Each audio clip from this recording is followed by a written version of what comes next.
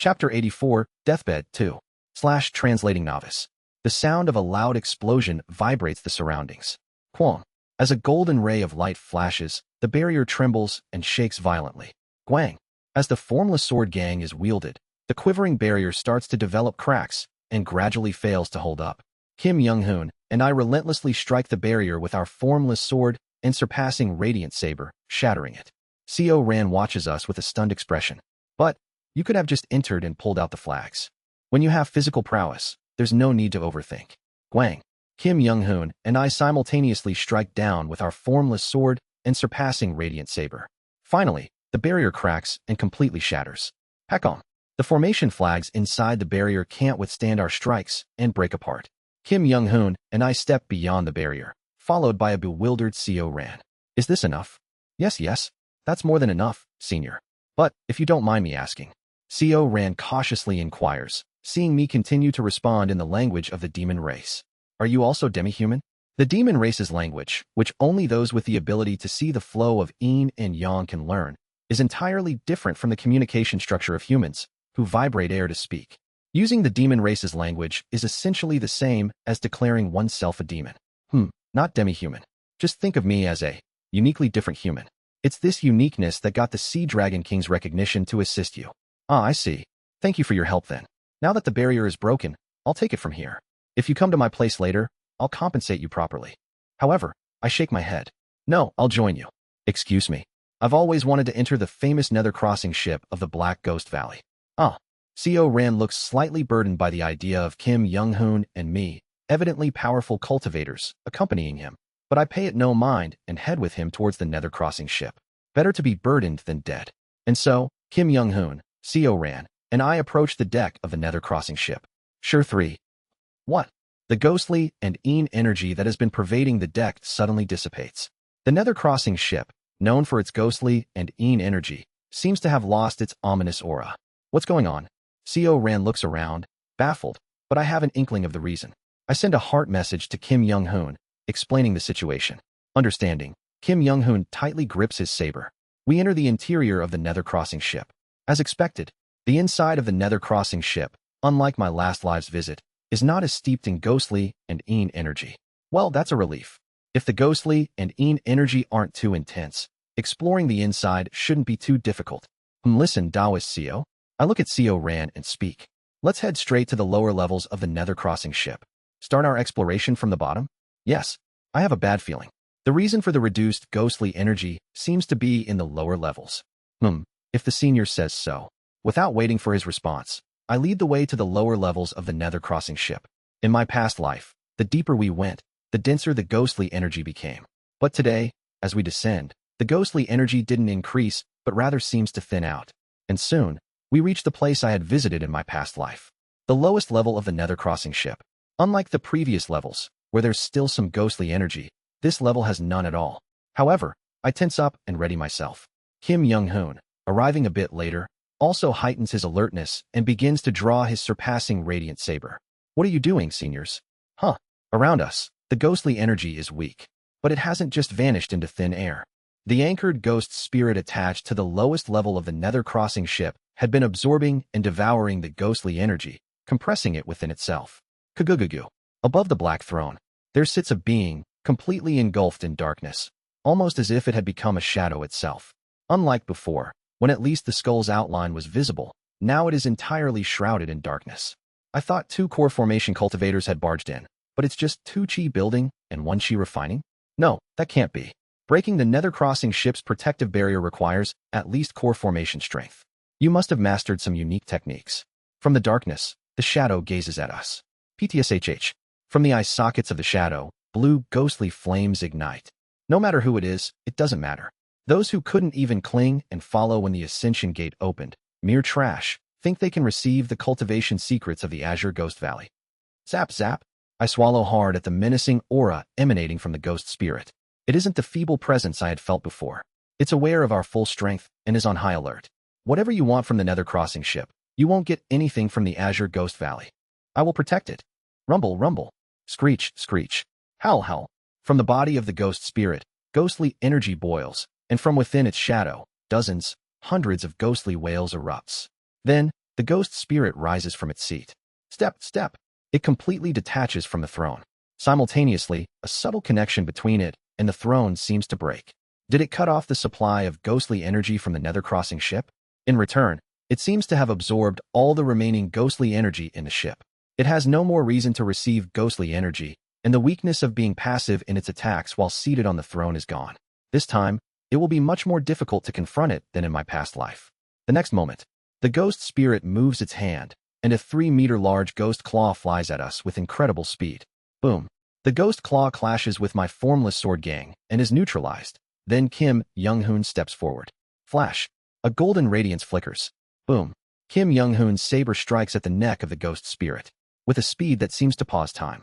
The ghost spirit couldn't respond to Kim Young-hoon's speed, but Kim Young-hoon's surpassing radiant saber couldn't sever its neck either. The ghost spirit is repelled by the surpassing radiant saber.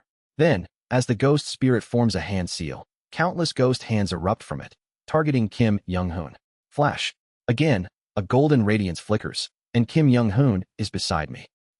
A few special spells are as fast as your formless sword, such as the ghost claw, but the ghost itself can't keep up with the speed of those spells. In short, it's much slower than us. But the output of the surpassing radiant saber isn't enough to penetrate the ghostly energy of that core formation ghost spirit. He glances at me and says, "I'll draw its attention. You confront it head-on and target it." Yes, I can launch an effective attack on that ghost, but I need to gather energy to do so. Please buy me some time. Seo Ren looks at us and speaks. Kim Young-hoon and I nod at each other, and Seo Ren, understanding our meaning, transforms from his demi-human form to his dragon form. Flash. A golden bell shoots out from Seo Ren's mouth, and he begins to gather energy in it. Rumble. Again, several ghost claws fly towards us. In my past life, these fearsome attacks made me desperate just to evade. But in this life, I step forward, swirling my formless sword, and slice the ghost claws apart. Boom, boom. Light flashes as ghost claws explode, and again, a golden light flickers. Flash. Kim Young-hoon, like a ray of light, reappears below the ghost spirit's shoulder. He strikes the ghost spirit's arm, disrupting the spell it was casting. You. Screech. Dozens of ghost claws chase after Kim Young-hoon, but they can't catch up. Swish. Completely enveloping himself in ghost claws, the ghost spirit begins forming a new spell.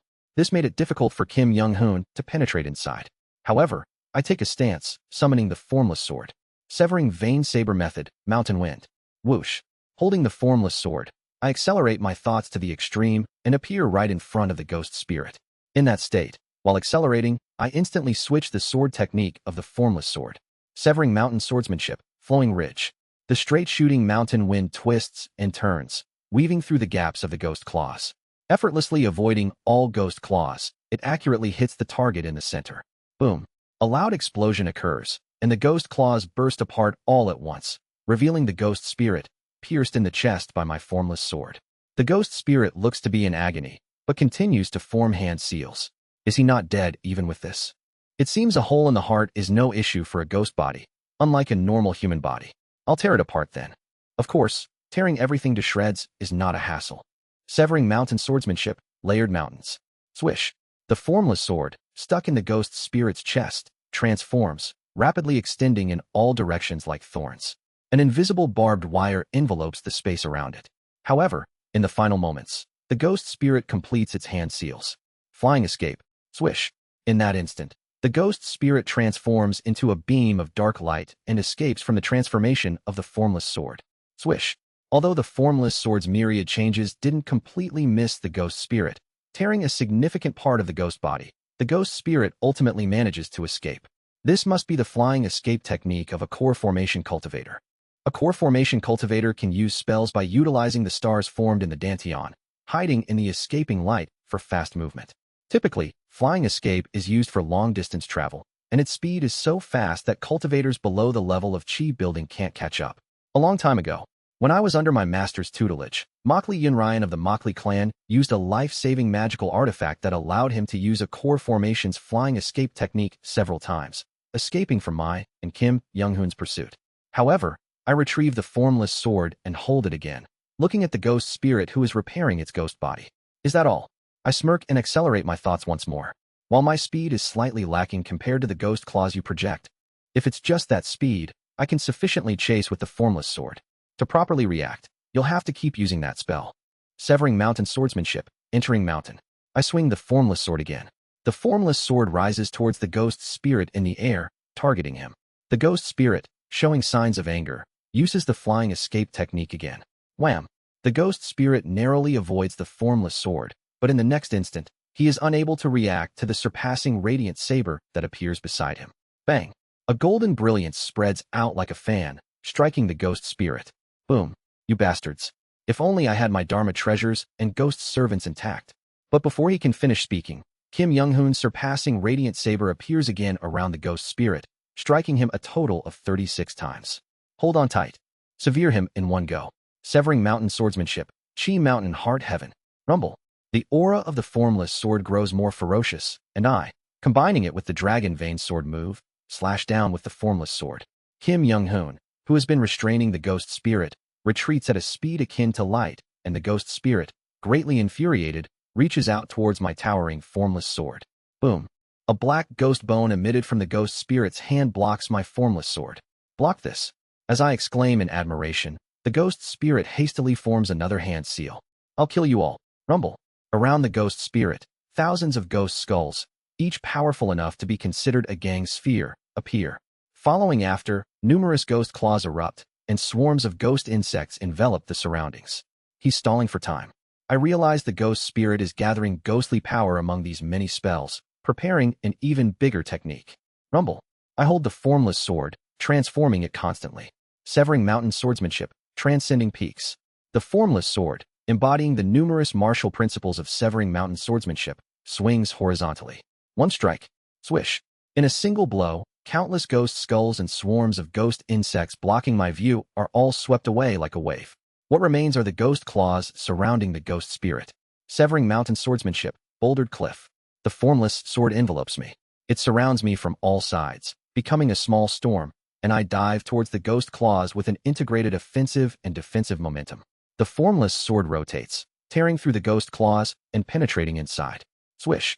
Like the eye of a storm, the center of the ghost claws is calm, and the ghost spirit is completing a hand seal right there. Cool. The blue ghost fire burning in the ghost spirit's eyes weakens considerably. At the same time, above the ghost spirit's hand, a faint blue-white skull is floating. The skull looks unstable, as if it could scatter into the void at any moment.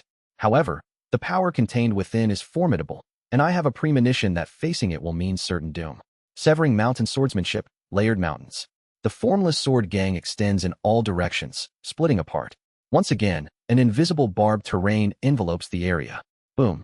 The ghost claws are all torn apart, and the ghost spirit, pierced all over by the formless sword, becomes a honeycomb. However, the ghost spirit is still infusing ghostly energy into the hand seal, completing the spell. Severing Mountain Swordsmanship, Mountain Tiger. I focus on the formless sword that has spread in all directions into one point, and as the thick barbed terrain retracts, the golden light of the surpassing radiant saber enters from beyond. Kim Young-hoon, manifesting the externalized inner core used before, swings the surpassing radiant saber, and the power of my formless sword concentrates into one point and explodes. Flash. A bright white light erupts, causing an explosion of ghostly energy, and I see that more than 80% of the ghost spirit's body is torn apart. Swoosh. The light subsides, and then a blue-white glow spreads in all directions. It's done. Shiver. The ghost spirit, reduced to tatters as if he could scatter any moment, glares at us. Now, the ghost spirit's eyes no longer burn with blue ghost fire. They emit a red luster, like ordinary ghosts. Let's go together. Dying together. Kim Young-hoon and I read the ghost spirit's intent and harden our expressions. The blue-white skull swells.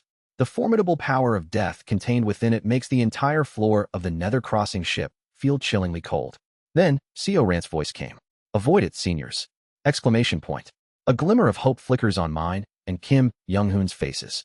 Seo Ran, holding a golden bell in his mouth, has been gathering tremendous energy inside his mouth.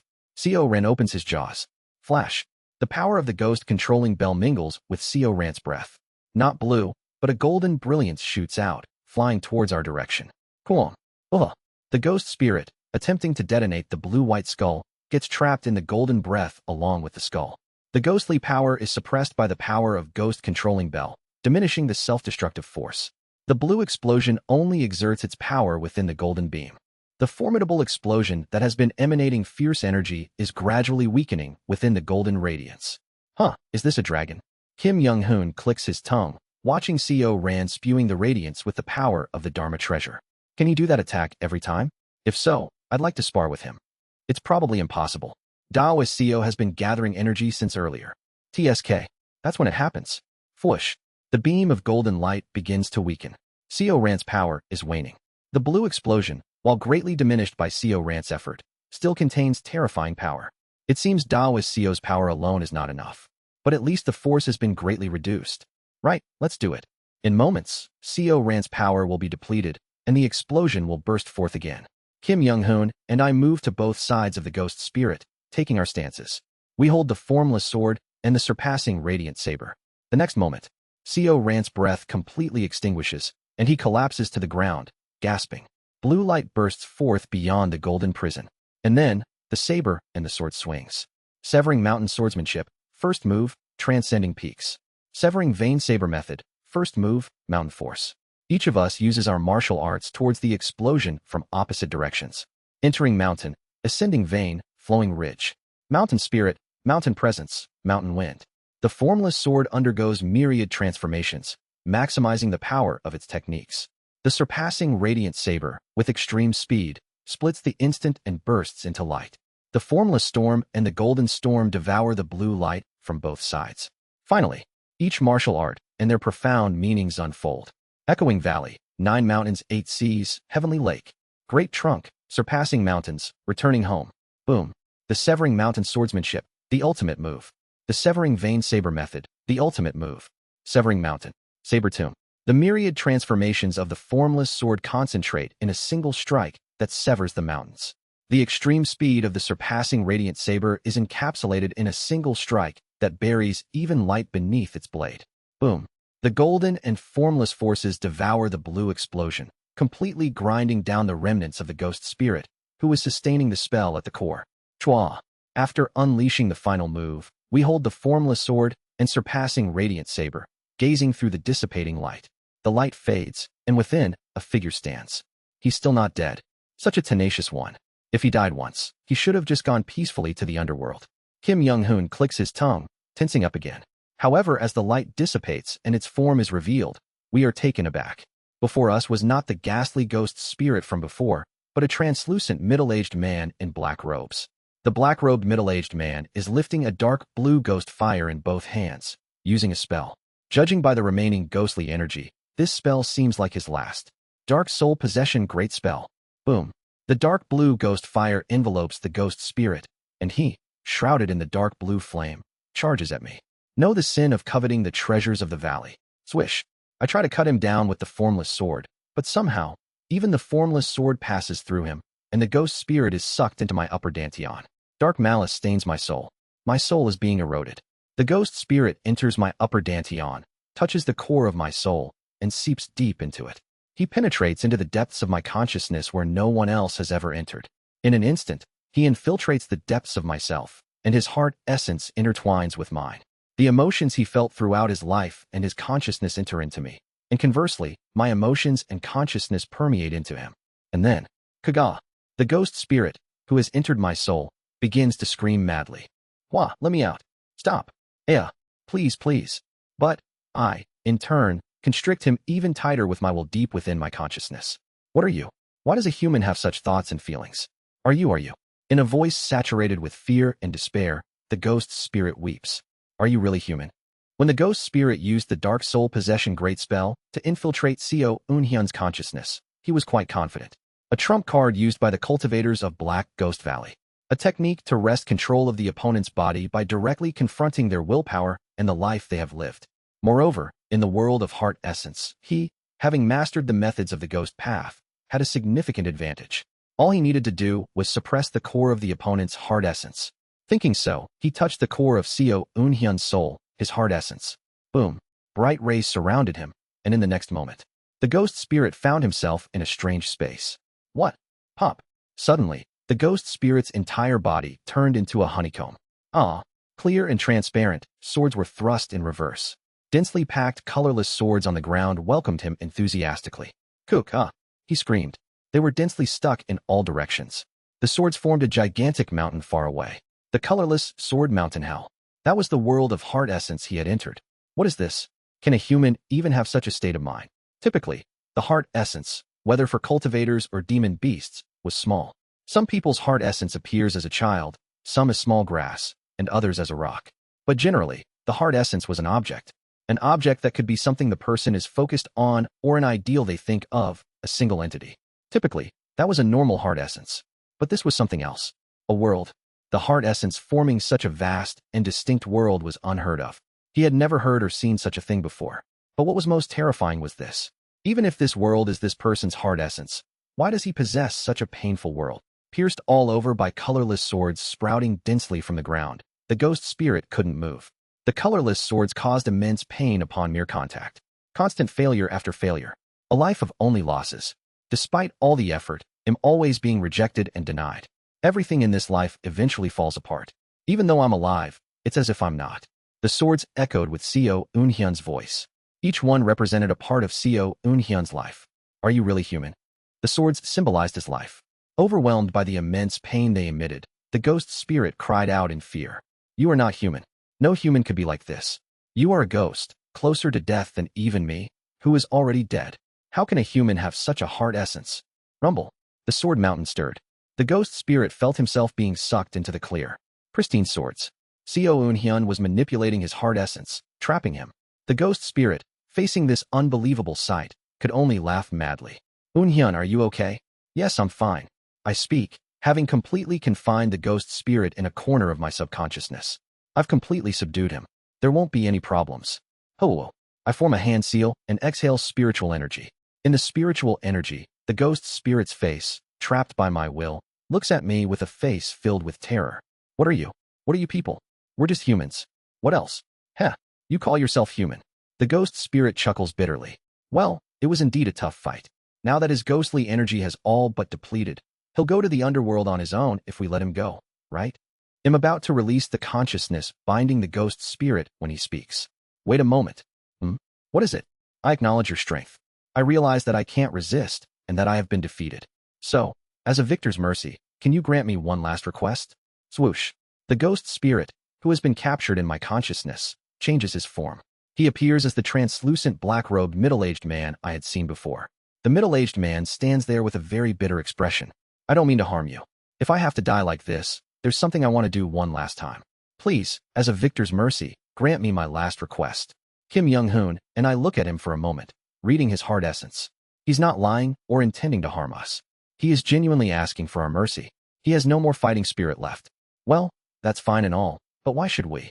I consider sending you peacefully to the underworld a significant act of mercy. You're right. Therefore, if you grant my request, I will also reward you. The words that follow make me pause.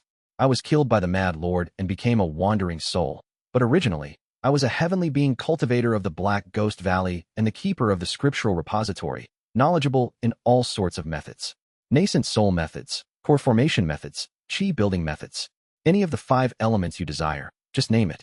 If you grant my request, I'll give you 1 or 2 as a reward. We read his heart essence. Indeed, he isn't lying. If you grant my dying wish, I will share all that you wish to know. Translator notes. Extra chapter donated by Fugman. THX for the support, LMFAO. Chapter 85, Deathbed 3. /Translating Novice. Chi Building Method. Among cultivators, the basic chi refining method is easily accessible if one has enough spirit stones, but the difficulty of obtaining a chi building method, which is typically mastered by elders of a cultivator clan, is significantly higher. Not to mention the more advanced core formation methods, which is beyond the chi building method. For instance, in the case of the chi refining basic method, I know of the 5 methods recorded in the 5 surpassing paths to cultivation and a 6th from the earth-dwelling method of the Chongmun clan. It's even possible for other cultivators to purchase additional chi refining basic methods. However, the only chi building method I currently know is a wood attribute method that my master had imparted to me as knowledge. Wood attribute method, 1000 lustrous forest sea. In theory, this method could advance one from chi building through core formation to the nascent soul stage. Naturally, it's focused on understanding before breakthrough and is difficult to master and understand, making it a rare method in the Chongmun clan, with no one other than my master having practiced it. 1000 lustrous forest sea is excellent, but to have any method I desire. especially since Black Ghost Valley has a long history and is said to lack no attribute methods. First, it wouldn't hurt to gather as many chi building methods as possible. Plus, I can prepare methods for core formation and nascent soul stages in advance. It's an appealing offer. However, how can I trust that the methods you provide will be genuine? Having been tricked by Co Huiol into using Summoning Wind, Dragon Transformation, I can't help but be skeptical about his offer of freely giving methods. How dare you, questioning me, an elder of the Great Azure Ghost Valley? Elder or not, you're just a ghost now, but I have too much at stake. Insolent. Fine, I'll make a vow. He places his hand on the wall of the Nether Crossing ship and begins to speak. Here in front of the Nether Crossing ship, I, Song Jin, once an elder of the Azure Ghost Valley, swear by the honor of the Azure Ghost Valley's name not to lie about the cultivation methods. The wall of the Nether Crossing ship vibrates faintly, and a mystical connection seems to form between the ghost spirit, Song Jin, and the ship. I peer into his heart essence and intent to judge the truth. Sure enough, he has some ulterior motives, but at least he intends not to play tricks with the cultivation methods. Well, a small ulterior motive is fine. Kim Young-hoon also reads his heart essence and sends me heart message asking if it's okay. I send back a heart message affirming it's fine. All right, then let's hear your request. If it's unreasonable, I won't grant it. It's nothing unreasonable. I'll teach you how to operate the Nether Crossing ship, so take it to the sea. Just that. Just that. Co Ran asks with a puzzled look. Isn't the Nether Crossing ship no longer able to move? It's lost most of its main functions and power source, but there's still enough residual soul power for a few more voyages. It's broken, but one more trip is no big deal. Song Jin caressed the Nether Crossing ship with a bittersweet expression. The Nether Crossing ship can still sail. Reading Song Jin's heart essence, it seems he wants to meet his end with the ship. Wanting to meet your end at the desired place, at the desired time. Feeling a strange empathy for him, I look around. I'm willing to fulfill this ghost's request. What about you, Kim Hyung? Do as you please. But I can't operate the Nether Crossing ship or anything like that. What about you, Taoist Co? Co Ren hesitates for a moment, then looks at Song Jin and speaks. I would like the elder of the Black Ghost Valley to help me find something left by my mother. At Co Ran's words, Song Jin frowns deeply. I've been bothered by you since earlier. So it's you, the disgrace of the valley, a half-blooded demi-human. I heard you were of demi-human lineage but too deeply rooted in the demon race to use the 7 stars ritual and was shunned in your clan. Song Jin glares at Co Ran. Your mother was a promising disciple of the Black Ghost Valley. If only she hadn't given birth to you, she could have received enough support to become a nascent soul elder. A blemish like you appeared, leading to the cutoff of support, and you committed the disgrace of siding with the Sea Dragon tribe, demoting her status to that of an ordinary disciple. How dare you now ask me to find your mother's heirloom? Song Jin looks at Co Ran with great displeasure and continues. If you want to find it, search for it yourself. I will not help with such things. I think about pressuring Song Jin to help Co Ran, but seeing his obstinate heart essence, I give up. No matter the pressure, he seems unwilling to compromise on this matter, directly linked to the honor of Black Ghost Valley. Taoist Co, I will assist you in your search. Together, we can find it faster. That aside, is it really just about taking the Nether Crossing ship out to sea? Yes, that's all I need. I will teach you how to operate the Nether Crossing ship, so follow me. I follow Song Jin to the upper deck of the Nether Crossing ship. The Nether Crossing ship originally moves using the soul and spiritual energy stored within the ship itself. Before the Mad Lord took its power source, the soul and spiritual energy was almost boundless, but now it may run out after a few uses. He teaches me how to operate the Nether Crossing ship. I instruct Co Ran to search the lower decks of the Nether Crossing ship, while I will search the upper decks. In my past life, I had already searched the upper decks of the Nether Crossing ship and found nothing, so this is a gesture to save his time. For several days, I learn how to operate the Nether Crossing ship from Song Jin, while Co Ran thoroughly searches its lower decks. Kim Young-hoon practices the surpassing Radiant Saber. About a fortnight passes. You seem to have gotten the hang of it. Song Jin observes as I attach my consciousness to various parts of the Nether Crossing ship, controlling it. Originally, it said that tens of people were needed to operate this impossibly large space-compressed ship, but it seems that I alone am enough to clumsily operate this ruined ship. In fact, for cultivators, it's possible for one person's consciousness to do the work of dozens, so clumsily operating it isn't too difficult. Around this time, Co Ran's search in the lower decks is nearing its end. Only 3 more rooms to search. Hopefully, one of them contains my mother's heirloom. Co Ran speaks with a trembling voice. Song Jin looks at Co Ran with a complex expression. 2 days later, Co Ran finds his mother's heirloom. Did you find it? Yes, senior. Thanks to you, I was able to find my mother's heirloom. In Co Ran's hand is a jade slip. Have you read it? Not yet. I plan to go back to my quarters, prepare myself mentally, and then read it. I see. Then, Song Jin, who is watching us, speaks. Now that you seem to have finished your business on the Nether Crossing ship, it might be time to fulfill my request. Well, let's do that. I'll operate the Nether Crossing ship and set out. I ascend to the top deck of the Nether Crossing ship where the steering wheel is located. I breathe consciousness into the steering wheel. The structure and system of the Nether Crossing ship is completely different from ordinary ships. Whoosh. Now send your consciousness to various auxiliary power parts of the Nether Crossing ship. Rumble. The current state and structure of the Nether Crossing ship appears in my mind. I send my consciousness to various parts of the schematic, stimulating them. The Nether Crossing ship then begins to tremble, emitting more spiritual energy. Nether Crossing ship, activation. Nether Crossing ship, activation. Roar. Wind blows from beneath the Nether Crossing ship. Simultaneously, the Nether Crossing ship begins to ascend. Wow. Kim Young-hoon watches from the edge of the deck, looking down, while Seo Ran looks around with a mix of tension and anticipation. Depart. Roar. The Nether Crossing ship rises into the air and begins to move forward, following my will and manipulation. Following Song Jin's advice, I distribute spiritual energy here and there, controlling the Nether Crossing ship. Damn, why is the operation speed only this fast? Aren't you at the core formation stage? With core formation cultivation, the output of pure spiritual force should be overwhelmingly higher, making the operation speed much faster. He looks at me with an annoyed expression and continues. However, I ignore him and silently steer the Nether Crossing ship. Splash, splash. Pieces and debris from the damaged Nether Crossing ship fall downwards. Given the ship's considerable damage, a large amount of debris is falling off. Whoosh. The Nether Crossing ship penetrates the barrier and formation laid out in the sea. As the central Nether Crossing ship leaves its position, the barrier begins to collapse. Whoosh. Wells filled with seawater. Kaya. It's the Nether Crossing ship. Run. We'll be devoured by the ship. The ghosts in the mist barrier beyond shrieks at the sight of the Nether Crossing ship and make way for it. As we pass the middle of the sea mist barrier, it collapses, and all the ghosts within ascend to heaven. Finally, crash. We shatter the illusion barrier and enter the proper sea area. Whoosh. As the ghosts are released, the energy and ghostly energy boiling over the entire sea area begin to dissipate. Dark clouds melt away, and sunlight stream through the gaps. Whoosh. The Nether Crossing ship, which has been flying in the air for a while, falls into the sea. The decadent Nether Crossing ship barely floats and glides over the sea.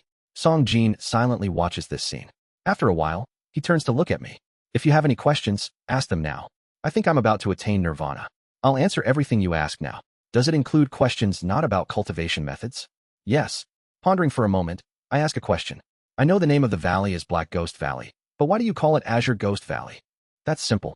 The main method of our valley is of the ghost path, dealing with ghosts. Fundamentally, this method exhibits a black energy. However, it is said that those who master the ghost path exhibit a blue, azure, energy. I recall the blue light in his ghostly transformation and the explosive skull and blue-white skull he summoned. Even I, having reached the heavenly being stage and understanding some principles of the ghost path, could turn part of my energy blue. But those who truly enter the extremes of the ghost path are said to be enveloped in blue energy. Azure Ghost Valley is the ideal our Black Ghost Valley aspires to. I and some elders firmly believe that Black Ghost Valley will one day reach this ideal, so we use the name Azure Ghost Valley. I nodded his answer and asked my next question. It's said that the Ascension Gate opens once every 1,000 years. Does it always cause all the sects of every continent to ascend en masse like this? Song Jin shakes his head at my question. It does, but this period is peculiar. During this period, when the Ascension Gate was about to open, the entire continent was overheated, like a powder keg about to explode. There has never been a time with so many heavenly being cultivators in any generation. Not just heavenly being cultivators, but also nascent soul cultivators. Song Jin continues his explanation. Among those many cultivators, the Grand Elder of our Valley's Elder Council, the previous sect master of the Golden Divine Heavenly Thunder sect, the founder of the Heaven Creation sect, the leaders of the Righteous and Devil Path alliances, and the representatives of the demon tribes, Holy Pung King, Sea Dragon King, and Mighty Tiger King, all gathered for a meeting. Sea Dragon King Seo Huiol led the meeting, and the result was a prediction that if things continue as they are, the dragon veins of the entire continent and seas will be completely exhausted due to the cultivation and competition of numerous large forces. He seems to recall the past as he speaks. To prevent the depletion of dragon veins and the continent from being engulfed in disaster, It was proposed that all heavenly being cultivators join forces to ascend together during this opening of the Ascension Gate, along with their sects and forces. Ascending together would support each other against spatial pressure, increasing the probability of successful ascension. Furthermore, ascending alone means starting from scratch, while ascending with a sect means having a strong supporting force. For the disciples of these sects, it also means an opportunity to cultivate in a vastly superior world, so it was a good proposal for everyone. Is that why so many heavenly being cultivators ascended this time? Yes. In addition, this ascension required all beings nascent soul and above, and those with the potential to reach nascent soul, to be taken. With large sects and heavenly being cultivators gone, it's clear that nascent soul cultivators would cause chaos, trying to take control of the legacies and forces left behind.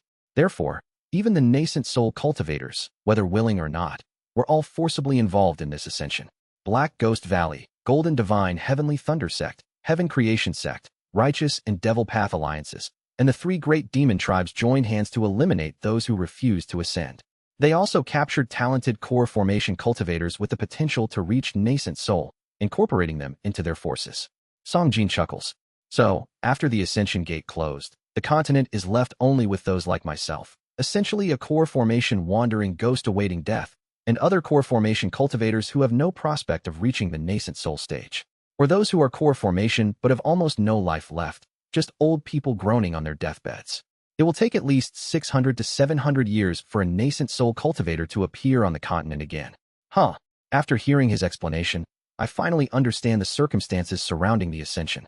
Didn't the Mockley clan start producing more elixirs after the Ascension Gate closed to extend the life of their late-stage core formation cultivators?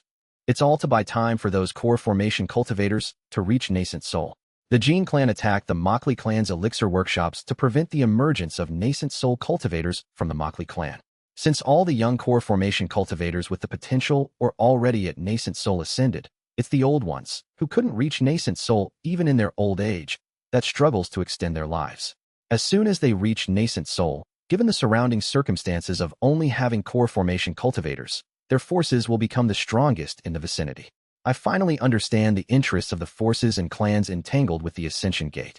Gradually, Songjin's figure becomes more transparent. Do you have any more questions? Well, that's about it for now. Can I ask for the method I want? Alright. But wait a moment. Songjin looks at Seo Ran and speaks. You, the half-blooded dragon. Bring the jade slip you found on your mother's heirloom. Yes, what? I need to see its contents too. I must know why your mother, bearing the disgrace of Black Ghost Valley, married that beast and gave birth to you. Seo Ran hesitates for a moment, then brings over the jade slip. Songjin moves behind Seo Ran and reads the contents of the slip together with him. After a while, tears flow from Seo Ran's eyes. Mother, father. Songjin, who is reading the jade slip with Seo Ran, closes his eyes with a complicated expression. Had I been at full strength, I would not have forgiven you, the disgrace of our valley. Songjin speaks to Seo Ran. Your mother, that child. I saw her born on the Nether Crossing ship, babbling, learning to speak, and growing up. She wasn't my disciple or kin, but she often came to me, the keeper of the archives, asking many questions about cultivation. She was a commendable child. Songjin continues while looking at the jade slip. I hated that sea dragon who ruined the life of our valley's disciple, and you, the disgrace of our valley. But to your mother, it seems you were her proud child. Songjin turns his back to Seo Ran and walks towards me again. Are you infusing consciousness into the Nether Crossing ship's third auxiliary power source? That's right. Stop infusing it. If the third auxiliary power source is stimulated too much, the Nether Crossing ship is set to self-destruct. What? I quickly stop infusing my consciousness and glare at him. Songjin grins and says, I originally planned to take all of you with me as companions. I wanted to meet my end with the Nether Crossing ship, and as a dead body, I have nothing to lose. You all should be grateful for the mercy of our valley's disciple. She wanted her son to live. That's why I changed my mind to go alone. I almost got caught up in the self-destruction of the Nether Crossing ship. I glare at this wretched ghost. Don't worry. There are no more tricks or secrets now. Tell me the cultivation method you want. I plan to give it to you before I attain nirvana, so speak quickly. Sigh. I hold back the irritation rising in me while looking at Songjin. I need to acquire a cultivation method, regardless. Firstly, I want a chi-building cultivation method, not a devilish art, based on the principle of understanding before breakthrough. Something that doesn't require precious materials, elixirs, or special spiritual root qualities. Oh, why are you so picky? Requesting a non-devilish cultivation method from our Devil Path sect? Based on the principle of understanding before breakthrough? Who even practices such an outdated principle? And a technique that doesn't require precious materials or special spiritual root qualities. His face scrunches up in annoyance. Such demanding requests you make. If it's not a devilish method, does that mean it shouldn't use devil energy, evil energy, or ghostly energy? I shake my head. Please exclude any cultivation methods that require the sacrifice of others. That's a broad range. Damn, he seems annoyed and ponders before speaking to me. There are 3 cultivation methods that meet your demanding criteria. Een Soul Ghost Incantation, Devil Legion Terracotta Scroll, and Silica Earth Great Wall Practice. Which one will you choose? The names of 2 of them sound like devilish cultivation methods. Een Soul and Devil Legion. They sound inherently evil, don't they? Song Jin explains the cultivation methods. Yeah, you'd think that, but no. Een Soul Ghost Incantation is a method where the practitioner understands their own pain and resentment. It's not about cultivating evil energy, and as you understand your pain, the faster your cultivation progresses. It's not of the devil path, but rather the essence of understanding before breakthrough. Devil Legion Terracotta Scroll, despite its name, is best for cultivators who possess a Dharma treasure. The more you understand the nature of the Dharma treasure, the more it's integrated into your practice, speeding up your cultivation. Silica Earth Great Wall Practice speeds up cultivation the more you understand the dragon veins of the earth. The longer you stay in one place, understanding the earth, the faster your cultivation progresses. After explaining the cultivation methods, Song Jin looks at me. To be honest, I recommend the Een Soul Ghost Incantation the most. Why is that? Isn't it obvious? Have you forgotten that I peeked into your heart essence? How many understand pain as well as you do? If you practice Een Soul Ghost Incantation, you'll be able to cultivate at an incredibly fast rate. Pain. I ponder internally. The Devil Legion Terracotta Scroll isn't suitable for me as I lack even a magic artifact, let alone a Dharma treasure. The Silica Earth Great Wall Practice is useless unless I stay in one place, and there's no guarantee I can do that. But still, the Silica Earth Great Wall Practice is tempting. However, if Een Soul Ghost Incantation indeed speeds up with understanding of pain, it seems like a good choice too. Of course, it seems the most dangerous just by the name. Well, there's always the next life. Give me the Een Soul Ghost Incantation. If I'll eventually get my hands on all 3, I might as well start with the most dangerous one and choose better next time. A good choice. With your state of mind, you'll achieve great mastery quickly. After speaking, Song Jin engraves his consciousness into the remnants of the nether crossing ship nearby. Intricate patterns form densely over the debris. I didn't play tricks with the name Azure Ghost Valley. Cultivate it to your heart's content. After speaking, he turns around. He heads towards the prow of the nether crossing ship. Over 60% of Azure Ghost Valley's practitioners are both born and meet their end on the nether crossing ship. Similarly, my own birth and demise occurred while safeguarding this very ship. His figure gradually becomes more transparent. Listen well, half-dragon. You are indeed a blemish of our valley, but you're still our blemish. So grow and survive in a way that you won't become a disgrace to your mother and our valley anymore. FSSSHHH. Half of your blood is from a disciple of Azure Ghost Valley. It may only be half, but as a senior of the sect, I cannot leave without giving something to my disciple's child. New characters are added to the Jade Slip in CO Rant's hand. You'll understand its value. I don't like you, but as a senior of the sect, it's my last duty for our disciple who loved you enough to bear disgrace. Be thankful to your mother and live well. Song Jin climbs onto the prow of the nether crossing ship, looking back at the blue sea gliding under the ship. He slowly turns back to us, giving CO Ran one last look. It seems like he's overlapping someone else's image through CO Ran. And, thank you for witnessing my last moments. With those words, Song Jin scatters into the sea breeze. CO Ran, with a complex expression, looks at where he had been and bows.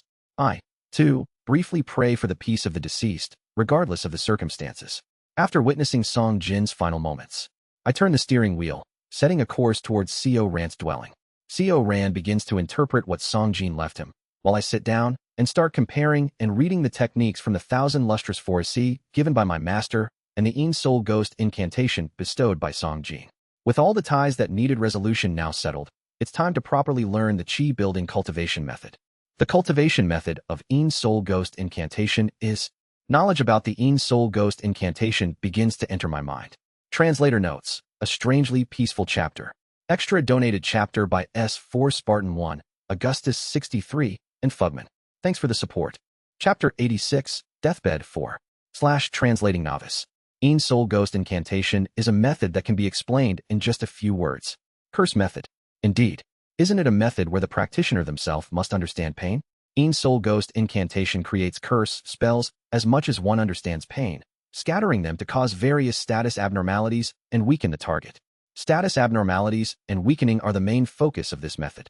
It's a method that can't be expected much in the way of direct confrontation. Usually, it's a method learned in conjunction with Devil Path arts. Ironically, it seems that even the founder of this method did not achieve great mastery in it. To understand pain to the extent of mastering this method meant that one had endured that much pain. An ordinary creature would likely die from such levels of pain. Except for someone like me, who can't die even in death. As I look into the method manual, I think, strictly speaking, it's not a devilish method, but it's a method that easily falls into the devil path due to pain. Usually, understanding pain means not only having endured it, but also having inflicted it. Thus, there is the possibility of falling into a path of destruction while trying to understand pain. Pain. In Een Soul Ghost incantation, for every pain understood, one can form a curse spell. These curse spells can be transformed into spiritual power or can be activated with spiritual power.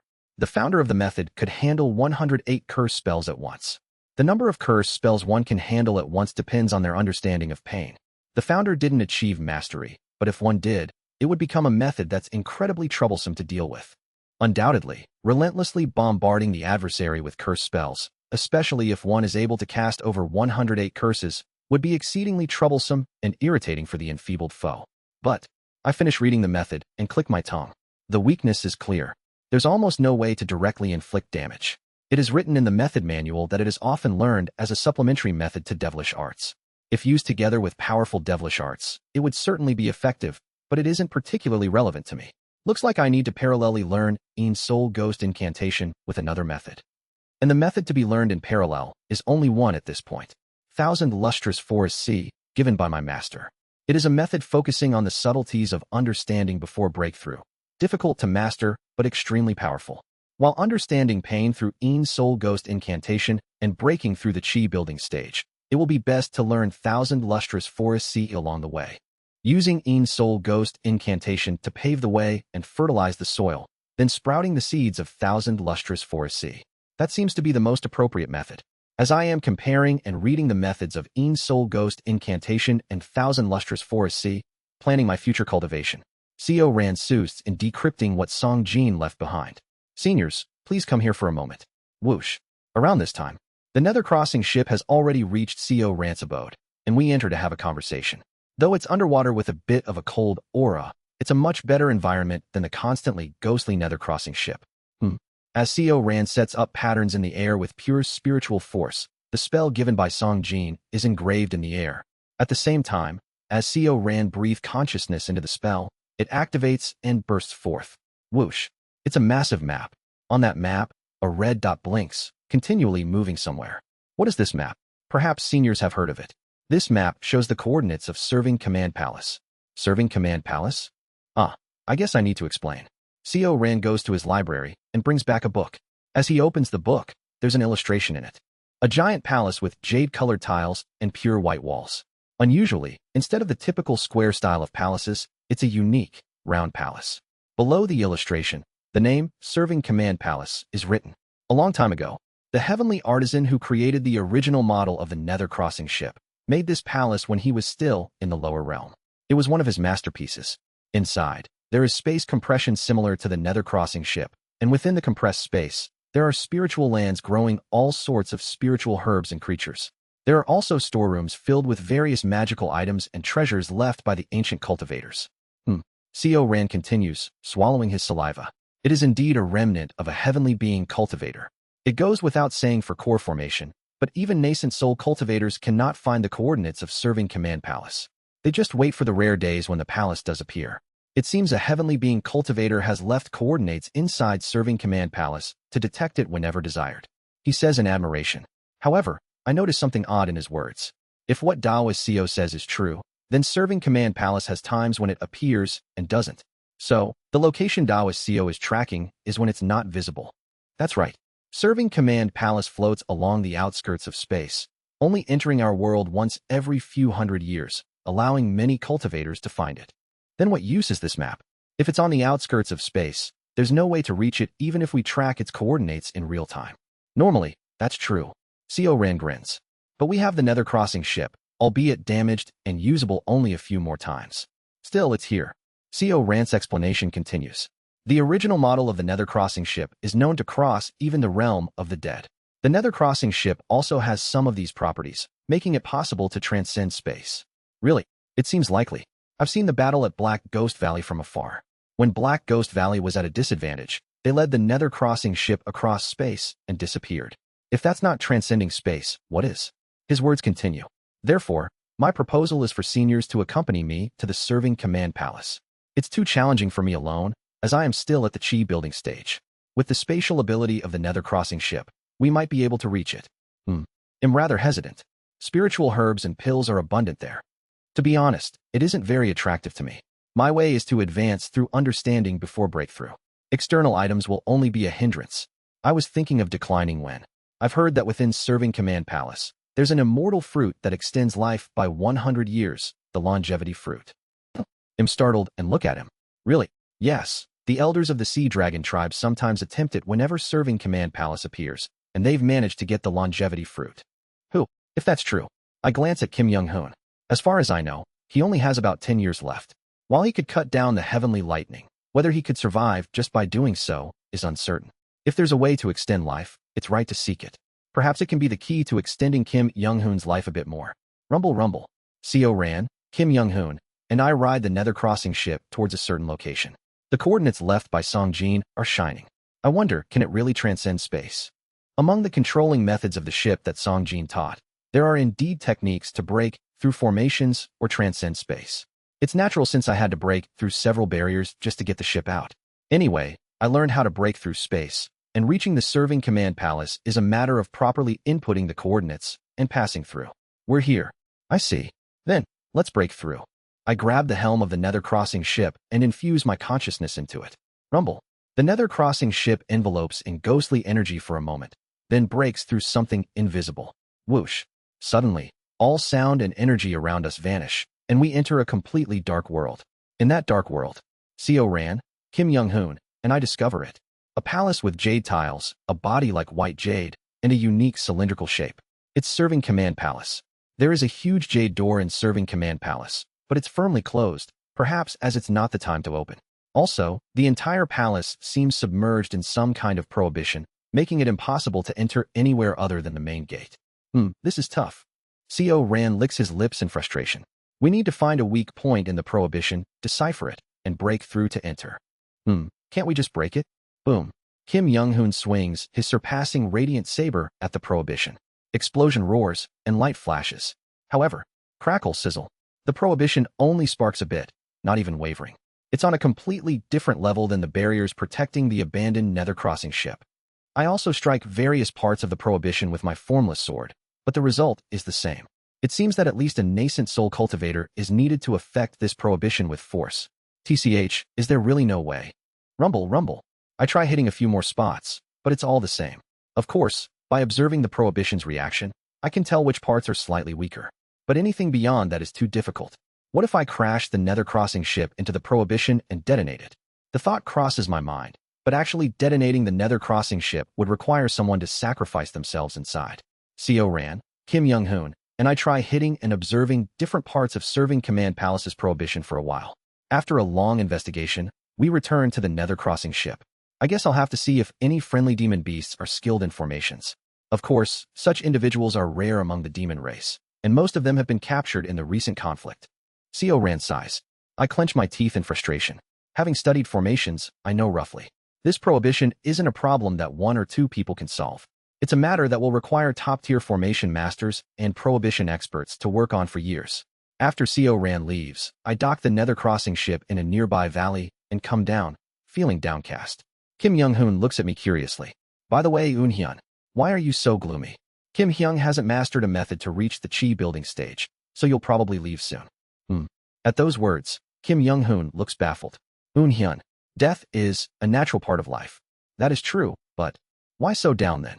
My lifespan has now increased by another 300 years. If Kim Hyung goes, I'll have to spend those 300 years alone. That is true. Kim Young-hoon nods. But after a moment, he looks up at the sky and smiles. So what?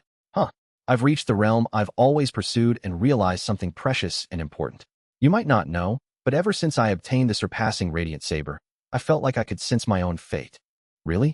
It feels like fate is whispering to me. Why I'm alive, where I should go, how I should live my life. It's like fate is supporting me. It sounds funny, but I feel like I've grasped my own destiny. Haha, even the wisest of this world don't know their own fate. And here I am, a nobody, talking about such things. Suddenly, a vision flashes before my eyes. The next ender. Entering this space means you've miraculously met the conditions I set. Coming to Shattered Heaven Peak before grasping your fate. To grasp one's fate. Why did the condition mentioned by Yang Sujin's remnant and Kim Young-hoon's talk of grasping his fate seem connected? What does it mean to grasp one's fate? And what exactly is the fate that Kim Young-hoon claims to have grasped? I'm extremely curious, but never reveal the fate bestowed upon you. I dare not ask. I just listen to Kim Young-hoon happily talking about his mindset towards martial arts. If I can live according to this fate, I'm okay with dying. Don't feel lonely, and strive on your path too. Someday, you might grasp your fate as well.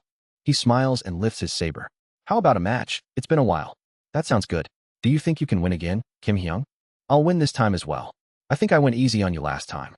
Kim Young-hoon and I, holding formless sword and surpassing radiant saber, wreak havoc in the surrounding valley as we spar. And so, 17 years have passed. Kim Young-hoon's aura has changed over these years.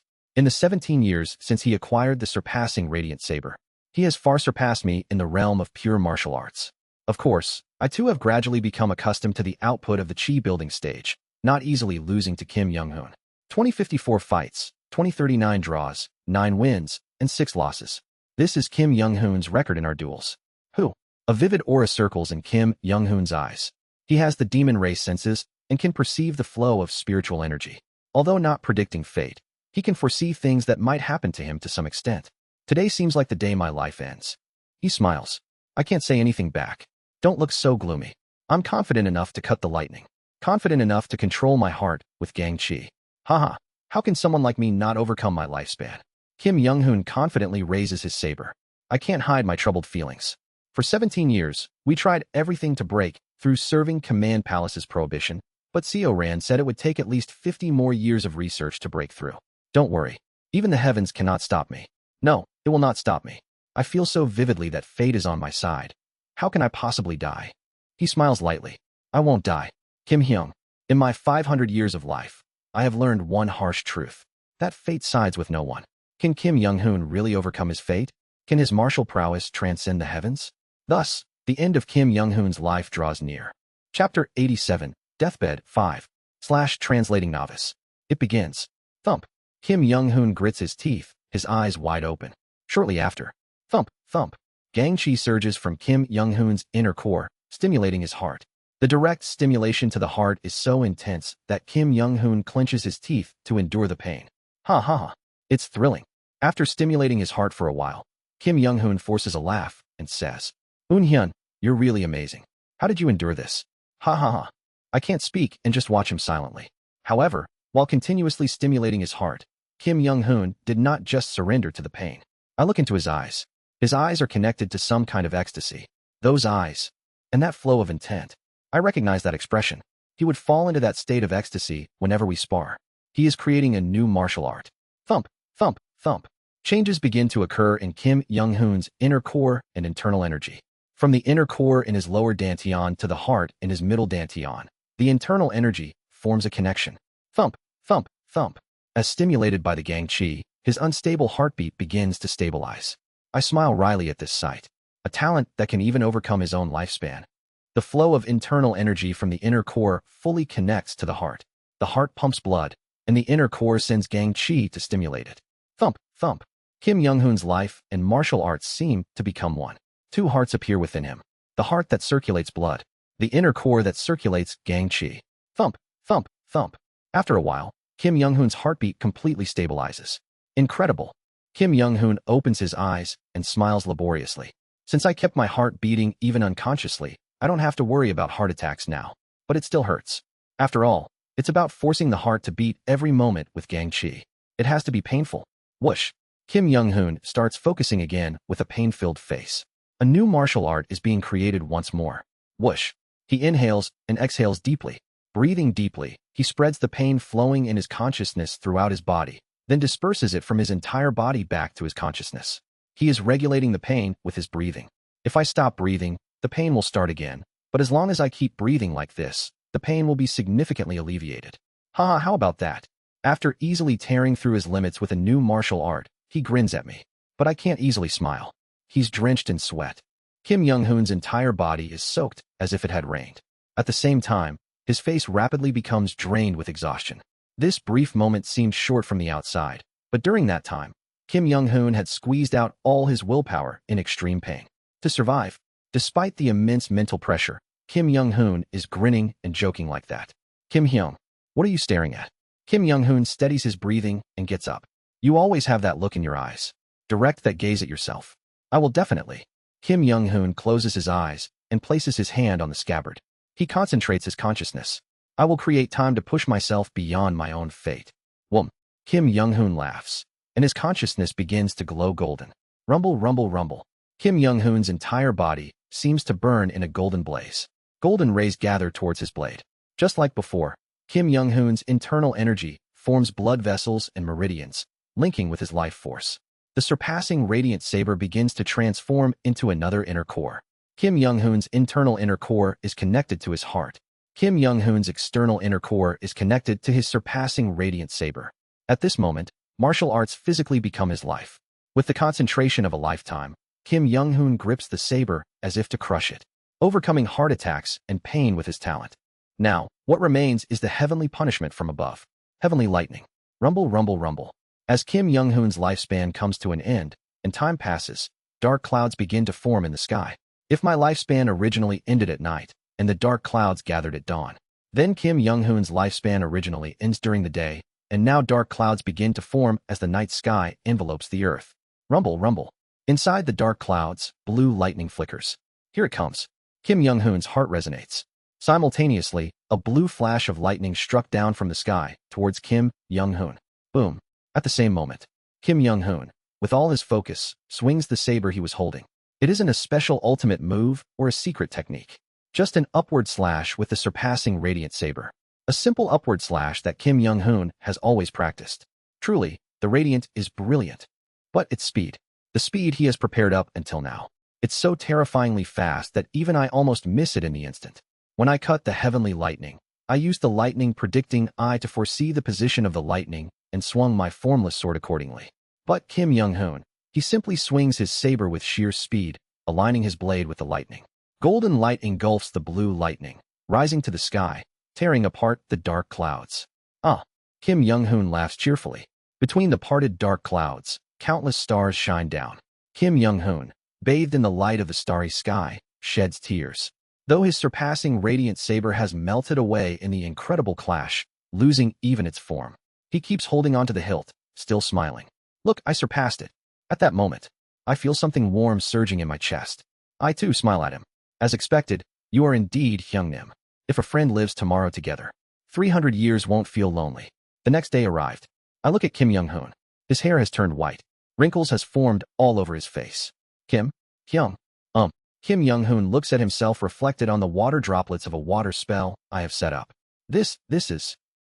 After reaching the 5 energies converging to the origin and undergoing a complete transformation, aging almost stops. The body is always full of vitality and life force. That's why I forgot. The inevitable fate of life. Aging. Our time hasn't stopped. We just live as vibrant as possible within the time the heavens allow us. Now that the heavens no longer permit, life itself seems to be rapidly draining away. I look at Kim Young-hoon with a stunned expression, and he looks at his own face for a while. After observing himself calmly, Kim Young-hoon chuckles. It's okay. Honestly, I never had much expectation for this aspect. He smiles faintly with his wrinkled face. Rather, I'm happy now. Cutting the heavenly lightning, it feels like I've grasped a new realm. A new possibility in martial arts has opened up. How can I only despair? Kim Young-hoon holds his saber and speaks. Even if I age and die tomorrow, even if I fade away from this world without ever seeing my family again, I'll do what I can in the present. I'll leave a mark in the history of martial arts before I go. After saying this, Kim Young-hoon continues his training. Wrapped in a golden aura, he creates new martial arts every day, establishes existing ones, achieves enlightenment, and summarizes his insights.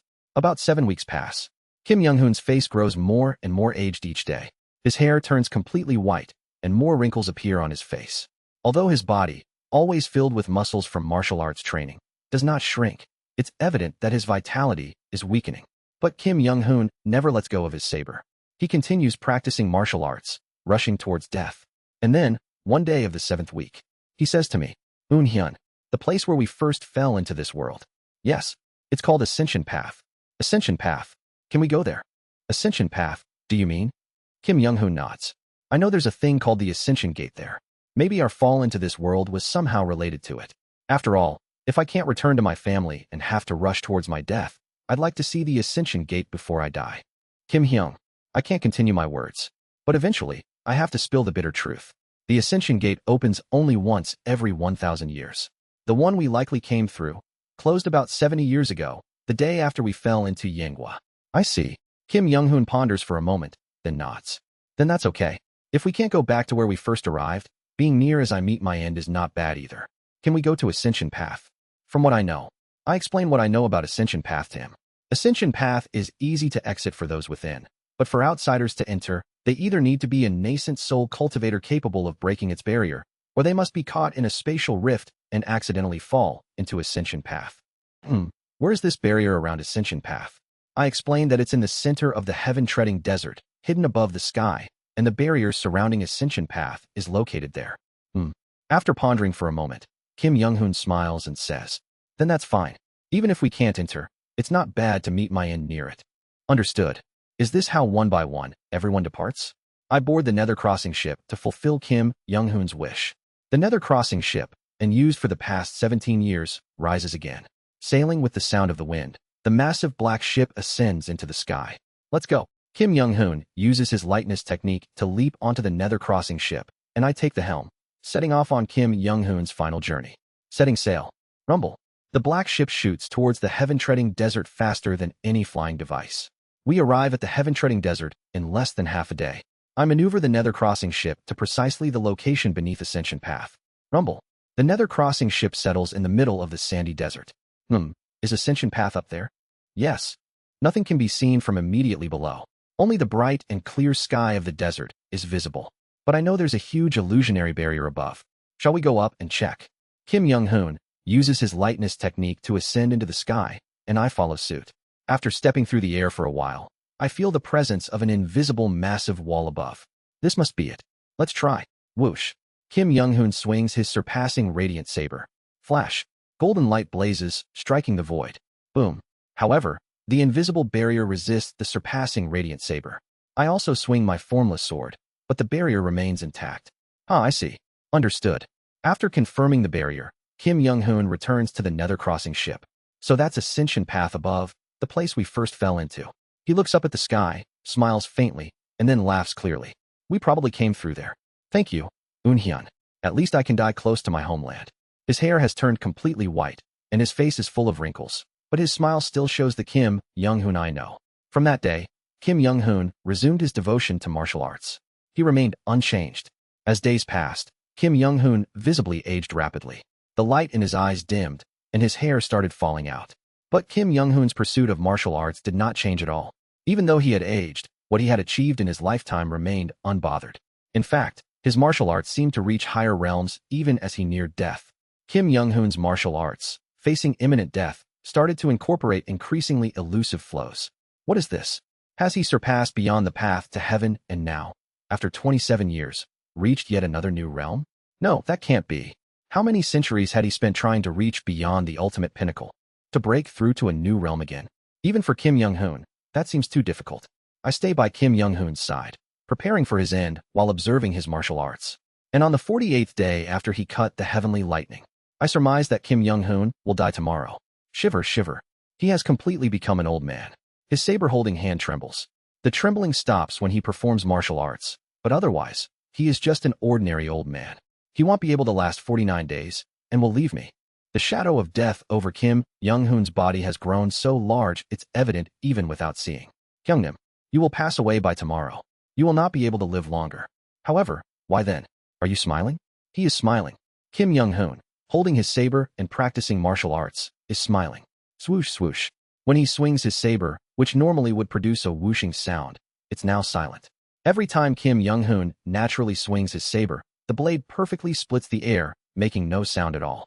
Kim Young-hoon's martial arts are reaching an unprecedented peak. Will you leave tomorrow? I ask, looking at him, whose appearance of death has reached the extreme.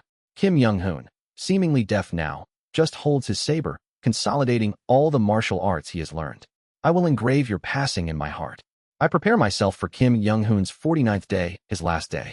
The final night is unusually starlit. I stand on the deck all night, watching Kim Young-hoon muttering insights of countless martial arts with his eyes closed. I'll prepare rice porridge for you to eat tomorrow morning.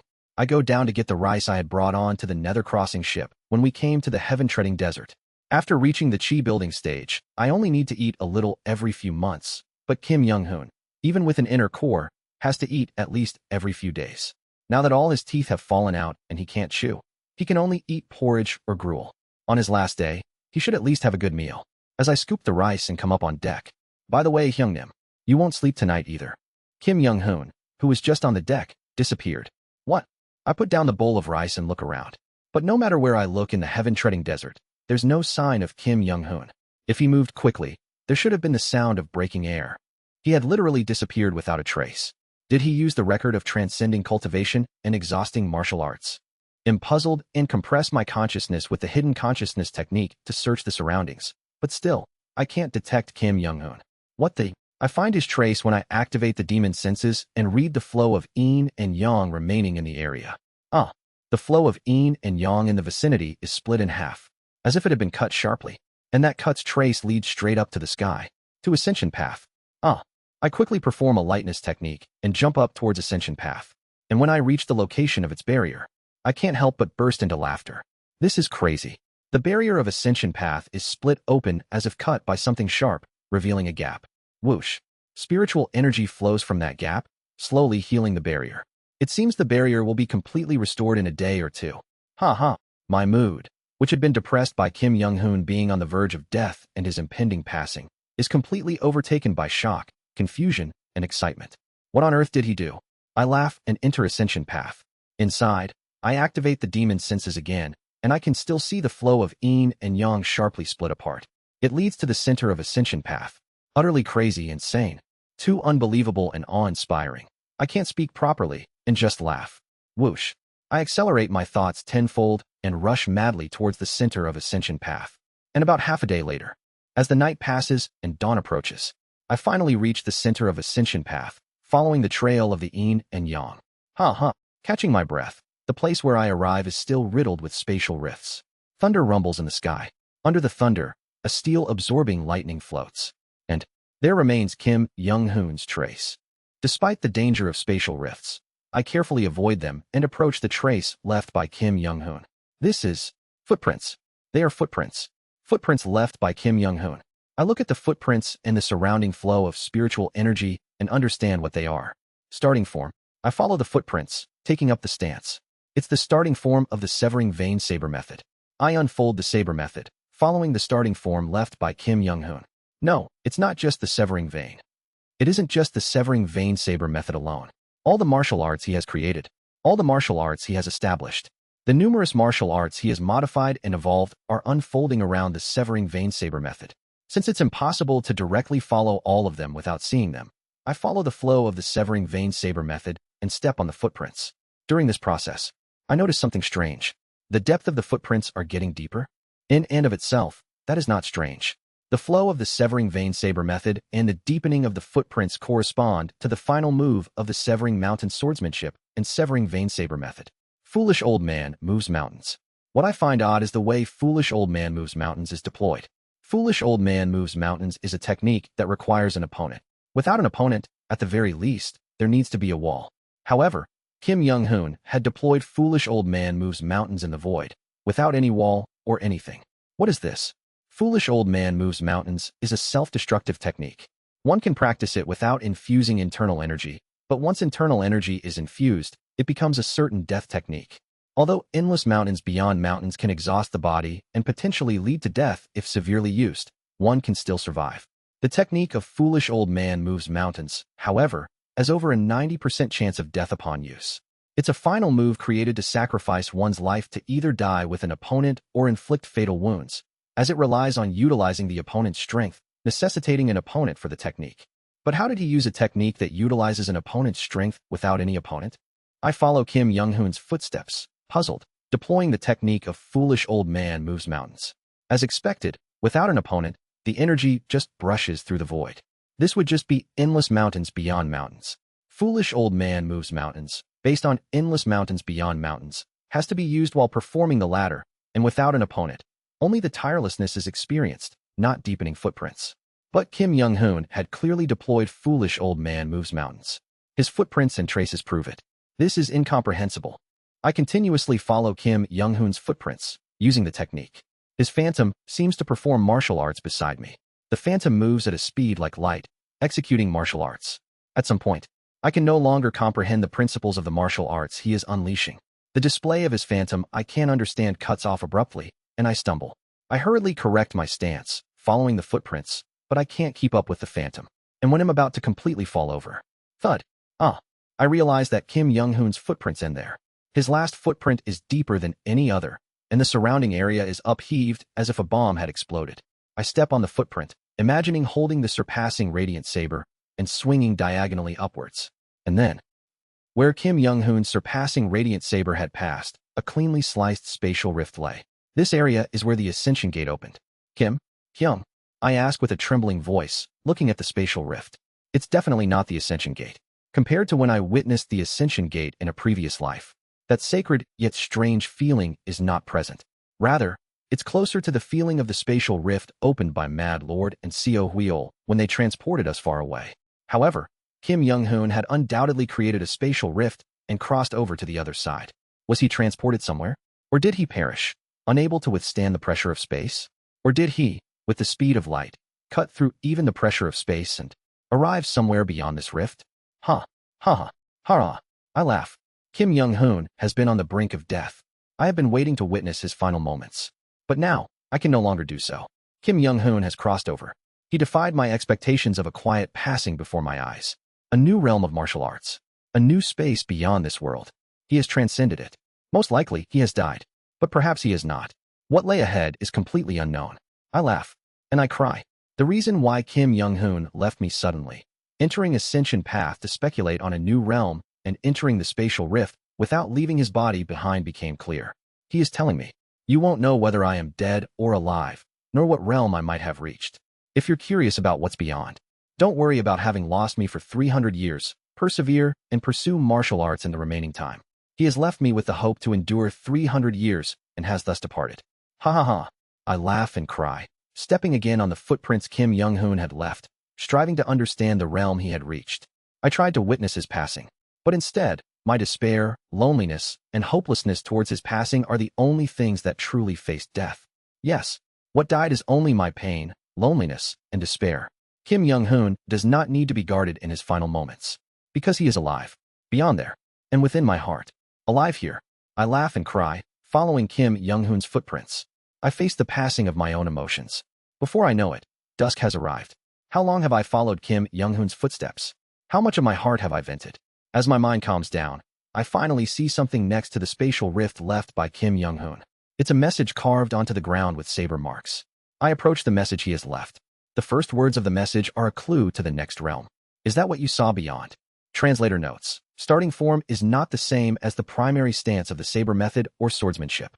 Starting form. Martial artists, when competing against each other, begin with a flashy but non-aggressive initial move to show respect, followed by the start of the actual exchange of blows. Chapter 88, Living Flower 1. Translating Novice. Gang sphere is in fact one. Martial arts and I are one entity. That is the first phrase in the writings left by Kim Young-hoon. It's a riddle-like statement, but instead of forcibly interpreting it, I accept the sentence as it is. For martial artists of our realm, explaining in detail will only ruin its implied meaning. Gang sphere is in fact one. I display 9 gang spheres around me. Are these gang spheres, which appear to be 9, actually one in essence? After all, they all originate from me.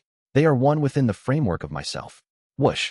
The gang spheres begin to change, melting into the air and transforming into formless sword. However, realizing that the gang spheres are one within me is no different from the enlightenment of the formless sword. Do I need a different kind of enlightenment? Martial arts and I are one entity. I grasp the formless sword. The phrase martial arts and I are one entity is also difficult to comprehend. The formless sword and I are already essentially the same existence. An actual avatar. Already being one. What more can be done to become even more unified? I continue to ponder while holding the formless sword. I don't know. Let's find out slowly. There is plenty of time. I continue to read the writings left by Kim Young-hoon. If the first phrase is about martial arts, the rest are just letters of well-being sent to me. Eat well and live well. Take it easy sometimes. Don't live life too harshly. And try to woo a lady friend. Try to live a bit more amusingly. Etc. You boring guy. It's as if Kim Young-hoon is speaking right in front of me. I intentionally wrote the martial arts secrets confusingly so that you, with your stupid head, would dive into it and live more leisurely.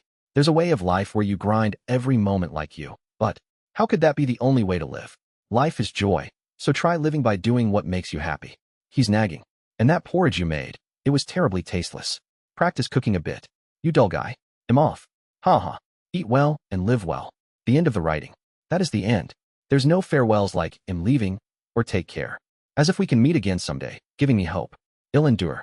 No matter how long the remaining time is. With the hint you gave, I look at the spatial rift, nod my head, and then turn around. I, too, do not say goodbye. After imprinting the location and shape of the footprints left by Kim Young-hoon in my mind, I emerge from the vicinity of the Ascension Gate. From that day on, I settle an Ascension path, forgetting to eat and sleep, and begin training. Een Soul Ghost Incantation and Thousand Lustrous Forest Sea. Thousand Lustrous Forest Sea is a wood attribute Tao of combat method. Een Soul Ghost Incantation is a method applying the 5 elements to the 8 trigrams, a method applying the earth attribute to the of the 8 trigrams. Is interpreted as Een, so it's a method of accumulating spiritual power based on the earth attribute to cultivate Een, spiritual power. Wood and earth have the relationship of wood overcoming earth. They are mutually antagonistic relationships. But the effect of mutual generation and overcoming does not only consist of generating and overcoming. The roots of a tree dig into the earth below, disrupting the ground. But at the same time, the roots of the tree grasp the ground, making it even more solid. If you pour water on a fire, the fire goes out, but the fire can also burn more fiercely. Metal melts when it meets fire, but fire is needed to refine the metal to be even more solid and detailed. In short, the relationship of overcoming also means control. Earth controls water. Water controls fire. Fire controls metal. Metal controls wood. Wood controls earth. Mutual overcoming means that even though they may not strengthen each other's energy, it is possible to intricately manipulate and control one energy with another. Whoosh. I generate spiritual power using the Een energy of Een Soul Ghost Incantation. Dark curses rise around me, enter through my nose and mouth, and are absorbed as spiritual power into the spiritual energy star. Next to the horn spiritual energy star, a new next spiritual energy star begins to form from the power of the curse. I watch this birth and then move from practicing Een Soul Ghost Incantation to Thousand Lustrous Forest Sea. Flash. Green spiritual power gathers, mixing with the power created by the curse. The power of Thousand Lustrous Forest Sea, following the effects of mutual generation and overcoming, subdues the energy of Een Soul Ghost Incantation, controlling the Een energy of Een Soul Ghost Incantation from spreading recklessly. I alternate between practicing Een Soul Ghost Incantation and Thousand Lustrous Forest Sea, half opening my eyes. This is Een Soul Ghost Incantation. Definitely. It seems to be a method that suits me very well. A method of contemplating pain, is it not? A method that creates curses based on my own pain? Murmuring. As I recite the mantra, the power of Een Soul Ghost Incantation gathers, forming a curse. Swoosh. Even though I only formed one curse, the temperature around me drops, and my whole body tingles. But this tingling sensation is quite familiar to me. It's my usual feelings of despair and pain towards myself, and my anger and misery towards this world. Een Soul Ghost Incantation is a method that forces the opponent to fight within the same pain as mine. The battle will be decided by who is more accustomed to pain. Although it is mainly used as an auxiliary method in devilish arts, I wonder how many can actually master it. To feel pain every time you use a curse. Of course, if you master the entire latter part of Een Soul Ghost Incantation, you can transfer more than 90% of your pain to a pre-designated target through the curse. But to master it to that extent, you must become accustomed to pain. And even if you can transfer the pain, you still have to feel the 10%. What a ridiculous method. I chuckle bitterly and convert the curse back into spiritual power to absorb it again. It's the worst method that a normal person will never learn, but for me, it's the best. Whoosh. Is it right for spiritual power to accumulate this fast? I originally accumulated spiritual power at a rate comparable to a cultivator with the hidden consciousness technique with mixed spiritual roots. But now, with Een Soul Ghost Incantation, the spiritual power is accumulating at a speed comparable to someone with true spiritual roots. First, I pave the way with Een Soul Ghost Incantation and then consolidate the roots with the power of 1,000 lustrous forest sea, controlling the Een energy. At this speed, maybe I can complete the first constellation of Chi building in this lifetime. I solidify the earth with the pain I have accumulated so far. I sow seeds and sprout with the method taught by my master who believed in me. A forest is gradually growing in the field of my heart. How many years has it been? Am startled as I practice Een Soul Ghost Incantation, 1,000 lustrous forest sea, and formless sword in ascension path. Time has flown by so quickly. Senior, can you hear me? Can you hear me? The communication device CEO Ran gave me is ringing. Senior, I don't know where you are. I contacted you to let you know that I have found a way to break the weakest part of the barrier outside Serving Command Palace. It's almost time for CEO Ran's promise to break the prohibition. If you come, we can enter Serving Command Palace. If you join me with the Nether Crossing ship on the outer edge of space, we can enter Serving Command Palace and take the longevity fruit. I will wait for your response. Longevity fruit. I chuckle to myself. I don't need such things anymore. I look at the void for a moment, then smile and stand up. Right. Even though I don't need it now, it wouldn't be bad to know the method to break the barrier and the location of the longevity fruit. It will all be a foundation for the future. I leave Ascension Path and jump down below. Swoosh. As I scatter Formless Sword, the Nether Crossing ship buried in the sand reveals itself. Rumble, rumble. As a result of practicing Een Soul Ghost Incantation and 1,000 lustrous forest sea, 3 spiritual energy stars are twinkling in my Dantian now. The spiritual energy stars of Horn, Neck, and Root are twinkling, emitting pure spiritual force. The output and duration of use of Formless Sword has significantly increased. Swoosh. The sand is completely dug up. I swing the Formless Sword rapidly in all directions, but have to click my tongue in frustration. TCH. What good is such strong power if there is no one to share a fight with? Even if I find out the method to obtain the longevity fruit in this life, and pass it to the Kim Young-hoon in the next life. He is, in fact, a completely different person. The Kim Young-hoon who trained with me in this life, watched me obtain the Formless Sword, enlightened me. He who obtained enlightenment before me and left for the beyond, preventing me from being by his deathbed. Kim Young-hoon of the next life will be essentially a different being. Actually, that's the case with everyone. Doesn't Kim Young-hoon miss his family? I long and yearn for a life that would not cease. I feel lonely. In the middle of the desert, I activate the Nether Crossing ship, turning the steering wheel towards the coordinates sent by CEO Ran. There's almost no energy left in the Nether Crossing ship.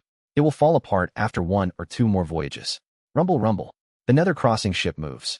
But, lonely as it may be, I cannot stop. Life may be painful, but someday, surely, if I can escape from all these attractions of fate, I will find a life that is truly not negated. The longevity fruit I find in this life may be meaningless, but it will be significant from the next life onwards. Nothing is in vain. I muse this thought as I head towards CEO Ran. Senior, happy news. We can now find the longevity fruit. CEO Ran holds a scroll with strange magical symbols engraved on it, his expression excited. I contacted my friends, even invited a human cultivator who is an array master, and barely completed it. It's the barrier-breaking scroll of Serving Command Palace. Is that so? Now, if we find the longevity fruit. CEO Ran, who is talking excitedly, lowers his voice as he senses the atmosphere emanating from me. Senior, what is it? Your friend, the other senior. I smile at CEO Ran. What happened to Kim Young-hoon? He ascended. Yes, that must have been the case.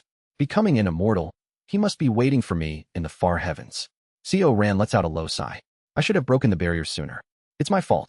No, Dawa CEO need not worry. He surely must have really ascended. We observe a moment of silence. Anyway, there must be something to gain by entering Serving Command Palace, so let's give it a try.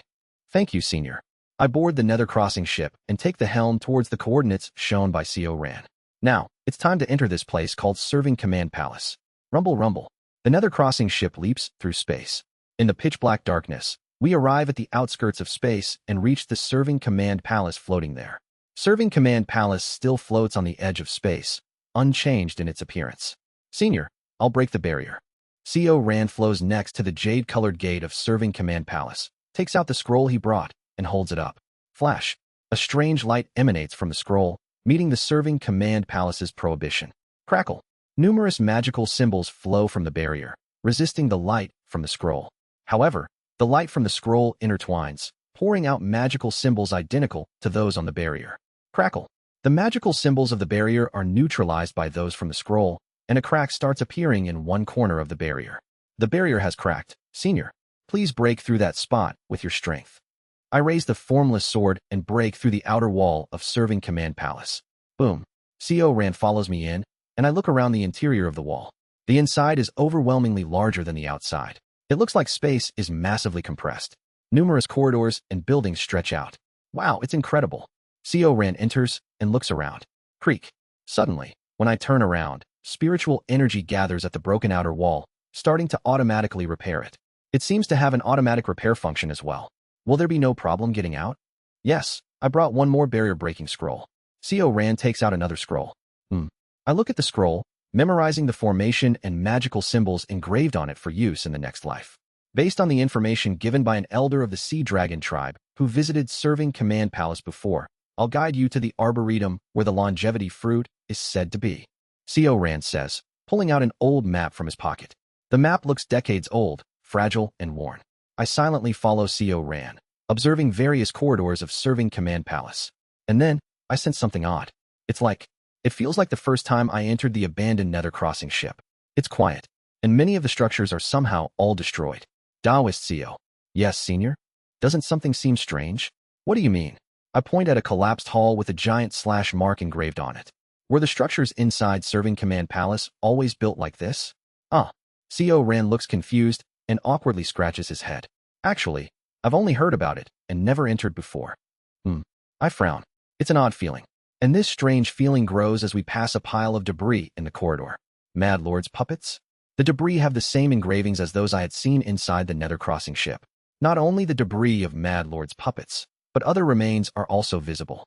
Stone statues with the same energy as Serving Command Palace. This is... CO Rand, too, feels uneasy and frowns. Taoist CO. Think about it. Wasn't it too easy to get here? For a relic of this size, there should be some kind of guardians protecting it. Yes. Everything is completely destroyed. CO Rand's face darkens. Not just the traces of the Mad Lord. The slash marks we saw earlier. The places that have lingering evil energy. Areas that are completely shattered, and those torn apart roughly. I look at him and voice the most ominous theory I can think of. If Serving Command Palace is floating inside a spatial rift and appears once every few centuries, could it be possible that before the Ascension Gate opened, the heavenly being cultivators raided and looted all the treasures inside Serving Command Palace? CO Rand's face contorts. That can't be. Could it be that the wretched ghost gave such false information on purpose? No, that can't be. The last heart essence of Song Jin truly wanted to help CO Rand. Maybe Serving Command Palace appeared after Song Jin's death. Afterwards, the heavenly being cultivators raided everything without his knowledge, so he gave CO Rand the coordinates not knowing it's empty. Let's go to the Arboretum for now. CO Rand suggests stiffly, forcing a smile. Who knows? Maybe there's still some useful spiritual plants left in the Arboretum. With a heavy heart, I follow CO Rand to the Arboretum. Upon arriving at Serving Command Palace's Arboretum, I sigh softly. Curse those heavenly being cultivators. The Arboretum is dug up in several places, and the remaining trees are bare, their fruits plucked. CO Rand looks stunned as he leads to where the longevity fruit should be. The longevity tree. There are no fruits on the longevity tree. Instead, several branches are even cut off. The heavenly being cultivators have thoroughly looted Serving Command Palace. Damn it, CO Rand curses bitterly. I too sigh deeply. In the next life, will Kim Young-hoon's lifespan? Is there no answer? I wander around the Arboretum with a heavy heart, looking up at the ceiling. Desolate. Although the dragon vein flowing through the Arboretum is substantial, the spiritual plants and trees that absorb its energy and grow are plucked and cut. TCH. Is Kim Young-hoon fated to never escape the constraints of lifespan? Even after several lifetimes, his limitations. As I walk through the Arboretum. Suddenly, among the trees stripped of their fruits and cut branches, I find a tree emitting a unique spiritual aura. That is, it's the same species as the longevity tree I saw earlier. The difference is that this tree looks younger, much smaller in size. Exclamation point. But what catches my eye is not that. Wait. Taoist CO. Come here. I hurriedly run towards the young longevity tree. On the young longevity tree, a few flowers are blooming. And beneath one of the flower buds, something is swelling up, resembling something like a fruit. Taoist CO. Translator notes. Extra chapter donated by BeastieMS. Thanks for the support. Chapter 89, Living Flower 2. /Translating Novice. The longevity fruit. I extend my trembling hand towards the still young longevity tree. Soon after, Co Ran rushes over and sees the longevity tree about to bear fruit. This is it? Co Ran looks at the longevity fruit with a serious gaze. It's the longevity fruit. Indeed. Then. But. Co Ran's face remains tense. If the fruit hasn't fully ripened, consuming the longevity fruit won't significantly increase lifespan. The life force of heaven and earth contained in a longevity fruit activates only after it's fully ripened, extending lifespan considerably. If it doesn't increase significantly, does it mean it might still extend life a little? Yes, as far as I know, a longevity fruit in this state might extend lifespan by about half a year. Half a year. The difference between a fully ripened and an unripened fruit is too vast. Daoist Co, how long do you think it will take for this longevity fruit to fully ripen? The longevity fruit typically takes about 600 years to transform from a bud to a fruit. Judging by its appearance, this one seems to be about 400 years old. In another 200 years, this longevity fruit will ripen, and other fruits will also start to emerge. I see. I chuckle bitterly. 200 years. Even if I were to return in the next life, break into Serving Command Palace, and feed the longevity fruit to Kim Young-hoon, there seems to be no solution other than extending his life by about half a year. I gently caress the longevity tree in front of me. Suddenly, I think of the wood attribute spiritual power stirring in my dantian. Wood is the attribute that governs life force in the 5 elements. Therefore, those who master wood attribute methods possess strong self-healing and regenerative abilities. Among them, cultivators who learn special techniques can rapidly grow plants using the life force of the wood attribute. Thousand Lustrous Forest C is one of those special methods. Daoist Co. Where I draw forth the pure spiritual force of Thousand Lustrous Forest C, displaying it before Co Ran's eyes, and ask, I am practicing a wood attribute method. If I continuously infuse wood attribute spiritual power into the longevity tree, could it possibly hasten the ripening of the longevity fruit? However, Co Ran looks doubtful. Senior, while it's true that would attribute spiritual energy can accelerate the growth of plants, longevity fruits, and other spiritual plants that take a very long time to bear fruit might require an unimaginable amount of power from you. How much do you think it would take? I'm not sure. Even the heavenly being cultivators I know don't use would attribute power to accelerate the growth of plants. Perhaps it might be possible only for 4-axis cultivators. 4-axis. That would mean entering the stages of the middle boundary. Daoist Co. Yes, senior. I look at the longevity fruit and ask, you said it would take another 200 years for this longevity fruit to fully ripen, right? That's correct, but then, for the next 200 years, I will stay here and continuously infuse would attribute spiritual power into this longevity fruit. Say, senior. Co Ran seems taken aback. What do you mean by that? Since this longevity fruit is nearly ripe, perhaps I won't need as much power as a 4-axis cultivator. I plan to keep infusing energy and observe how much faster the longevity fruit can ripen compared to its natural rate. Knowing the exact amount of spiritual power required to ripen the longevity fruit could be useful for future endeavors. Then, next time, I can squeeze out more spiritual power to ripen the longevity fruit. Even though the longevity fruit hasn't ripened yet, how can I just stand by and do nothing? Even if lifespan is granted by the heavens, escaping the attraction of fate through human effort is possible. I will ensure that this longevity fruit bears fruit. I stare at the longevity fruit, and Co Ran looks at me with a complicated expression. It's for your friend who passed, no? For your friend who ascended, isn't it? Co Ran seems to guess the reason behind my actions and sighs softly. Then, I will further carefully search Serving Command Palace. I will see if the heavenly being cultivators really took everything. If I find something, I will let senior know. No need. If it's not related to extending lifespan, Daoist Co can have them all. I understand. Co Ran bids farewell and leaves the arboretum. I spend the next few days sitting quietly, practicing Thousand Lustrous Forest C, and infusing would attribute spiritual power into the longevity tree. A few days later, Co Ran returns to the arboretum. Senior, I found several items in Serving Command Palace and things left behind by the heavenly being cultivators. Anything related to extending lifespan? No. He speaks with a look of disappointment. Mostly one-time talismans, immortal wine, incense sticks, or methods to grant spirituality to ordinary beasts, evolving them into demon beasts. Co Ran clicks his tongue. Even those are mostly protected by formidable barriers that would require several core formation cultivators to break through, so I decided to give up. Since even the heavenly being cultivators didn't bother to take them, they're probably not that useful. What exactly are these one-time talismans and immortal wine? I ask out of curiosity, wondering if any of these items might slightly extend lifespan. But CO Rant's response leaves me a bit disappointed. One-time talismans include the Heaven Sealing Talisman, which grants heavenly being-level defense for several hours, Expansive Talisman that creates a maze-like formation to trap enemies instantly, and Demon Transformation Talisman, which temporarily transforms one into a demon beast. As for the Immortal Wine, I don't know their names, however I saw several I've seen before in the past. Drinking them temporarily enhances abilities or speeds up cultivation, or smelling their fragrance can clear the mind, but nothing else. Both Talismans and Immortal Wine mainly offer temporary enhancement of abilities, and the remaining magic artifacts and Dharma treasures left behind are oddities, like those granting spirituality to beasts or aiding in rapid digestion of food. I'm not sure if they will be of any help. I listened to CO Rant's explanation and chuckle. Essentially, apart from this unripe longevity fruit, everything else is just trash. That's right. Considering even this longevity fruit hasn't fully ripened yet, the heavenly being cultivators probably discarded it as worthless. He sighs lightly and hands me a jade scroll. This is a map of Serving Command Palace I made while roaming around. It includes the locations of the talismans, immortal wine, and artifacts I mentioned.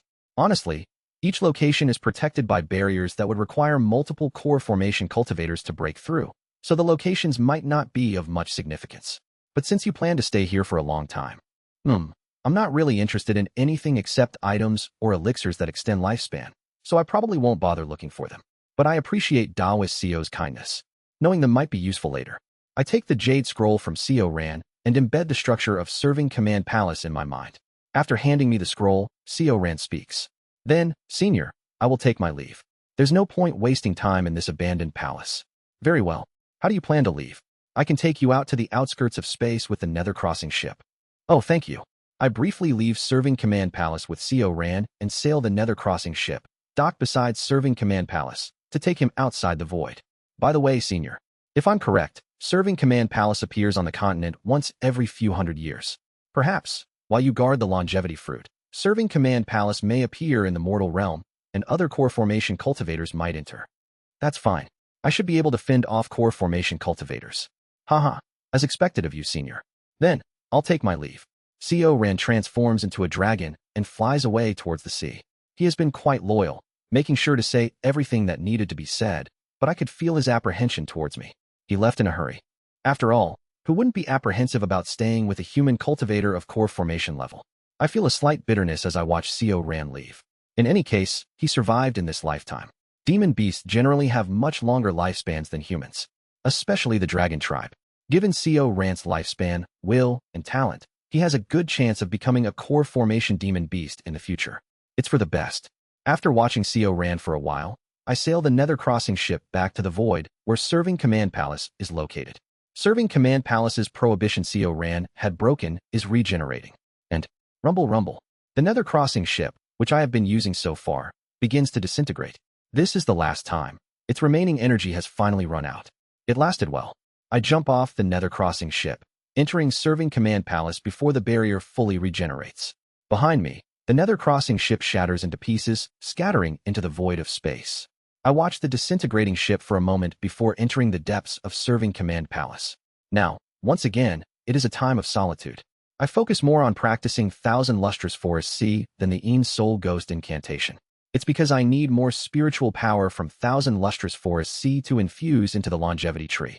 Primarily, Thousand Lustrous Forest Sea is a wood attribute method, and the longevity tree is in the Arboretum of Serving Command Palace. It's dense here. Although the heavenly being cultivators have plucked everything valuable, numerous spiritual plants remain in Serving Command Palace. Of course, the parts containing spiritual properties were all picked, rendering them largely useless. However, the spiritual plants themselves emit would attribute spiritual energy. The Arboretum is even more filled with would attribute spiritual energy than the Ascension Path. It's the perfect place for practicing Thousand Lustrous Forest Sea. Hence, I spend time practicing Thousand Lustrous Forest Sea with the method of understanding before breakthrough. Simultaneously, I keep contemplating and refining the formless sword. What clue has Kim Young-hoon left behind? What martial art has he executed at the end? How did he perform foolish old man moves mountains in the void without an opponent? Even after years of practice, I still can't fathom the technique. I just practiced the formless sword, becoming more familiar with it and mastering its variations. How he cut through space remains a mystery. 150 years. It's been about 150 years since my regression. That is, about 50 years since entering Serving Command Palace, where I breathe in spiritual energy and sense the stars in my dantian. As a result of continuously infusing spiritual power into the longevity tree and practicing cultivation in the arboretum full of dense wood attribute energy, thousand lustrous forest sea developed rapidly, forming 5 spiritual stars: horn, neck, root, room, and heart. I might even catch up to my master soon. It's a bit audacious, but true. My master had formed 6 stars: horn, neck, root, room, heart, and tail, and was on the verge of completing the 7th. This rapid progress was thanks to the dense wood spiritual energy in this place. I achieved considerable growth. However, the longevity fruit still seems unchanged. Despite infusing it with spiritual power for 50 years, the ripening of the longevity fruit didn't accelerate much. How much more spiritual power is needed for a change? I sigh lightly and leave the arboretum to wander around Serving Command Palace. Sometimes, when I feel particularly stifled, I explore various parts of the city. I became more familiar with the complex structures and checked for anything more hidden using the map Seo Ran gave me. Despite exploring over 80% of Serving Command Palace's intricate formation and labyrinth-like structures, I found no more hidden elixirs or treasures. Of course, there are still remaining barriers. The items visible inside the barriers, as Seo Ran said, are just one-time talismans. Moreover, each barrier is so powerful that it requires several core formation cultivators to break through, so I lose interest and pass them by. Is that one of Madlord's puppets? More interesting than those useless items inside the barriers are the remnants of Madlord's puppets scattered throughout Serving Command Palace. It seems Madlord also contributed to the looting of Serving Command Palace, as the remnants of his puppets are strewn all over. Anyway, what level of magic artifacts are these puppets? Each look quite powerful, and there are many of them. Unfortunately, most are shattered to the point where it is hard to imagine their original power. Among the remnants of the Mad Lord's puppets and traces left by other heavenly being cultivators, something unique catches my eye. That is, I clear the debris and approach. A puppet. One of the Mad Lord's puppets, and it's relatively intact. The B-shaped puppet appears almost undamaged on the outside. It seems its internal components are broken. The human-sized bee puppet rattles and clunks as I lift it, indicating something rolling around inside. Can I fix this? I wonder about the Mad Lord's power. What kind of person is he to confront 3 sects simultaneously? Maybe his specialty is fighting with an army of puppets. Not now, but someday. I might need to confront Mad Lord, so understanding his puppets could be essential. I memorize the location of the bee puppet and return to my practice. Rumble, rumble, rumble. Sigh. I half open my eyes and operate pure spiritual force. In my dantian, 7 spiritual energy stars are twinkling. Chi building, first constellation. I have completed the horn, neck, root, room, heart, tail, and winnowing basket. It took 90 years. Even this achievement was only possible because I trained in the Serving Command Palace's Arboretum, a place of unbelievable spiritual energy. My master's profound insights also played a big part. 190 years since my return. Only now do I qualify to move from the early stage of Chi building first constellation to the middle stage of Chi building second constellation. But I'm more worried about the time ahead. Until now, I completed the horn, neck, root, room, heart, tail, and winnowing basket with the Azure Dragon's blessing. However, from ladle, ox, girl, emptiness, rooftop, chamber, and wall, I can't rely on the Azure Dragon. My cultivation speed will slow down even more. Of course, being in a place rich in wood attribute spiritual energy, I can still make some progress. More importantly, the longevity fruit still shows no signs of properly ripening. When will it be ripe? I sigh lightly and infuse the longevity tree with spiritual power. Regardless, I begin my cultivation of Chi building second constellation, ladle, ox, girl, emptiness, rooftop, chamber, and wall. 30 years since completing Chi building first constellation. Nearly 220 years have passed since my return. It's amazing that I still have about 130 years left to live. Having received an additional 300 years of lifespan from the heavens, I still have an immense amount of time left. However, I've only managed to create 1 spiritual energy star in Chi building second constellation. 30 years invested for just 1 star. Before entering Serving Command Palace, I cultivated the Een Soul Ghost incantation in Ascension Path. After entering, relying on the dense wood attribute spiritual energy, I cultivated the 1,000 lustrous forest sea, completing Chi building first constellation in 140 years. I have managed to create a spiritual energy star every 20 years, relying on tremendous spiritual energy. But from the moment I could no longer receive the Azure Dragon's blessing, it took 30 years to create just 1 star. Those without talent might spend their entire 300-year lifespan in cultivation and still not reach core formation. How much suffering must one endure for a flower to bloom? No matter how much spiritual power I inject, the longevity fruit does not bloom, and my talents are insufficient no matter how much I cultivate. 1. I blow would attribute spiritual power into the commonly grown weeds in the arboretum. Swish. The weeds tremble as they absorb the wood attribute spiritual power and immediately grow. I look at the weeds and smirk bitterly. For a spiritual plant, this amount of spiritual power would be insufficient, and it would need constant feeding of spiritual power to grow. But this is how weeds are. With just a little spiritual power, they bloom immediately, but that's also the limit for weeds. Perhaps my situation is similar to that of weeds. I can grow quickly to a certain extent due to my return, but beyond that, overwhelming time investment is necessary. This is my limit. Even if I live another 100 years, at most I'll create 2 or 3 more spiritual energy stars. Is it because I've been alone in this space for so long that I've begun to have more melancholic thoughts? After all, it's not the first time that prolonged cultivation has led to madness. I click my tongue and look up at the ceiling. Serving Command Palace is divided into 7 floors. This place, the Arboretum, is on the first floor of Serving Command Palace, the lowest level. But for the current me, there's no difference between the 1st and 7th floors. After all, cultivators of the Heavenly Being stage have already taken everything from all the floors. Perhaps, this young longevity tree is the only treasure left in the entire Serving Command Palace. 1.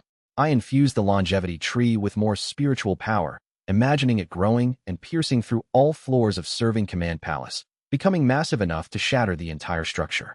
How much time would that take? I seriously contemplate this fantasy. Trees don't just grow as time passes. The soil must be nutritious, roots must dig deep, draw water, sprout, grow stems, and branch out. Observers only see the tree grow, but the tree exerts tremendous effort every moment. Digging roots, sprouting leaves, branching out. All this must be accomplished by the tree alone. And that's not all. With each season, it changes its attire. In spring, it dons colorful garments. In summer, a robe of green. In autumn, a bright yellow dress. And in winter, it strips all its clothes to rest for a while. I place my hand on the longevity tree, infusing it with spiritual power while continuously practicing the 1,000 lustrous forest sea method. Rumble. With each season passing, the tree adds another layer to its growth. Wood attribute spiritual energy gathers around Seo Unhyun. A green tree-shaped figure flickers around him. Tree rings form gradually, one by one, as time passes. Seo Unhyun has become a tree emitting a green light. Accumulating, layering the years. The green tree and the young longevity tree seem to be exchanging something. Indeed, Seo Unhyun is unknowingly connected to the longevity tree. After decades of concentrating on a single tree, sharing and dividing his spiritual power, the longevity tree itself began to respond to Seo Unhyun's spiritual power, and his 1,000 lustrous forest sea method also started to interact with the longevity tree. As it slowly becomes enormous. Rumble. Ah. Seo Unhyun opens his eyes. The massive clumps of wood attribute spiritual energy that has formed around him as tree shapes now enter his body. Seo Unhyun, as if mesmerized, looks at the longevity tree and mutters, 1,000 lustrous forest sea. Chi building, second constellation. Ladle, ox, girl, emptiness, rooftop. Whoosh. The method of 1,000 lustrous forest sea. Upon grasping its essence, spiritual energy rushes in at an incredible speed, and spiritual energy stars begin to emerge. In an instant, 5 spiritual energy stars shine brightly. A total of 12 spiritual energy stars are now shining in my dantian. Now, how many years have passed? While repeatedly infusing the longevity tree with spiritual power, I have lost my sense of time. I place my hand back on the longevity tree. Tree rings. I infused spiritual power into the longevity tree and read the tree rings that have formed. Then, I let out a hollow laugh. Just 30 years. In just 30 years, I have nearly completed the middle stage of chi building. The tree. Through contemplation and scrutiny of the tree, I understood the profound insights contained in the 1,000 lustrous forest sea. Thanks to that, I grew at an overwhelmingly rapid pace. This is a kind of serendipity. Perhaps such rapid cultivation insights will never occur again. But, seeing the longevity fruit almost ripe enough to catch the eye, I can't help but shed tears. The longevity fruit is slowly but steadily nearing fruition, fed by my spiritual power. Yes, I am not wrong. Perhaps, just confirming that is enough. 250 years since my return. I am nearing the completion of the middle stage of chi building, have gained profound insights of the 1,000 lustrous forest sea, and the longevity fruit is almost within reach. Everything seems to be going well. Rumble. What? Serving Command Palace is shaking. At the same time, spiritual energy begins to stir more actively throughout Serving Command Palace. This is... I quickly leave the arboretum of Serving Command Palace and fly towards the main gate. Creak. The jade-colored gate of Serving Command Palace. The gate is opening. Whoosh. Wind blows in. I look outside the gate. A blue sky. Yes, it's not outer space. Once floating in the void, Serving Command Palace has again appeared in the mortal realm. Whoosh. Cough, cough, cough. I frown as dust-laden wind hits my face and quickly perform a spell to purify the air. Strangely, there's a lot of dust blowing in from outside. I furrow my brows and step outside the gate, and I can't help but be startled. The heaven-treading desert. Serving Command Palace is now floating above the heaven-treading desert. It floats in space, appearing randomly every few hundred years, and this time it's above the heaven-treading desert. How close might it be to the ascension path? While pondering this, I suddenly feel a chill. Celestial energy is ominous and chaotic. After advancing to the middle stage of chi building, I am able to better read celestial energy. Damn, what is this ominousness? It's when I'm about to read the celestial energy. Boom. In a part of the heaven-treading desert, a huge explosion occurs. Is this the smell of blood? I frown and pinch my nose. Then, I realize that I have smelled this blood scent before. Shiver. That is. Beyond the explosion, the dust clouds part, and behind them, I glimpse something I have passed by before. A gigantic black castle. Zap zap. Chills run through my body. The sense of dread I feel is at its peak. Suddenly, I remember something.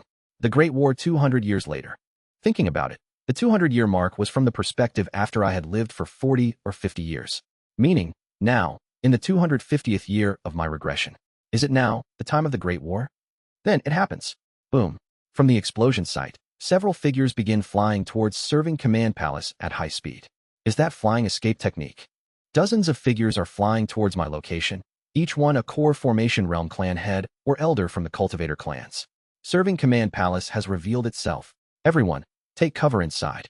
Hurry, before the old monster follows. Whoosh. The core formation cultivators who arrive at the entrance of Serving Command Palace using the flying escape technique form hand seals with pale expressions. Confused, I ask one of them. What's going on? Who are you? How are you still alive with just chi building cultivation? Never mind, don't talk, just stay out of the way. One of the elders with long white hair and in white robes shouts while forming a hand seal. Close Serving Command Palace. Seal the gate. Boom. The jade-colored gate begins to slowly close.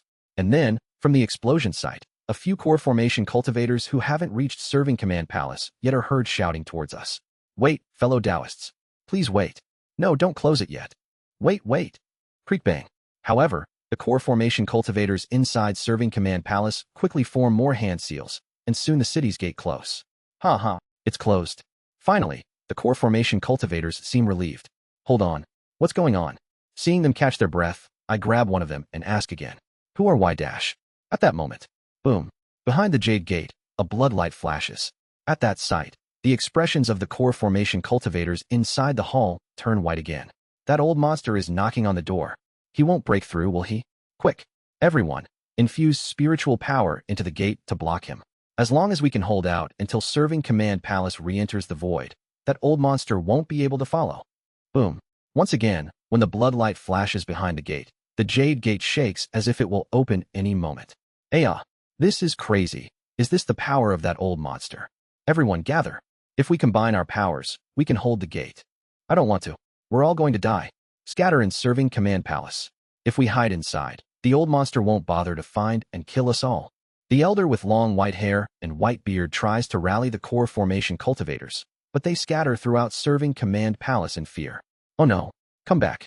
If we combine our strength, we can hold on. The next moment, boom, bloodlight explodes, and the gate opens. The next instant, splash, the core formation elder turns into a handful of blood and bursts, and someone enters through the jade gate. I immediately vanish into the air like a phantom using the hidden consciousness technique and record of transcending cultivation and exhausting martial arts. That figure laughs maniacally and disdainfully. Trash. Instead of combining your powers to stop me, you all hide in Serving Command Palace. Haha. Thought you could hide from me by running to deep places. How foolish. SSSHHH. The stench of blood is so strong it feels like my nose is going numb. At the same time, I feel like vomiting. After ascending to beyond the path to heaven, which grants the ability to perceive hard essence. His hard essence is so utterly repulsive to the point they induce vomiting. Starting from right now, I plan to smash Serving Command Palace to pieces. Why hide uselessly? Step. Am hiding with record of transcending cultivation and exhausting martial arts, the hidden consciousness technique, and various stealth techniques. He approaches me closely. Zap. What is this pressure? It's almost suffocating. This power, it's not just core formation. Step. He passes by me, heading towards the arboretum. This person, definitely. And then, the next moment. By the way, you use quite unique techniques. Crack. He twists his neck the opposite way and looks at me. Nascent soul cultivator. You, not even trying to run away, and with such a well-balanced face, I like it. Would you not like to become my disciple? Whoosh. As the man in the blood robe gestures, the record of transcending cultivation and exhausting martial arts and all other stealth techniques are dispelled. At the same time, unable to bear the revolting aura emanating from him, I collapse on the spot and vomit. Bleach. Blart. A nascent soul cultivator, and moreover, a monster who has devoured a terrifying number of people. I see the figure in front of me contort his face as he watches my pathetic state.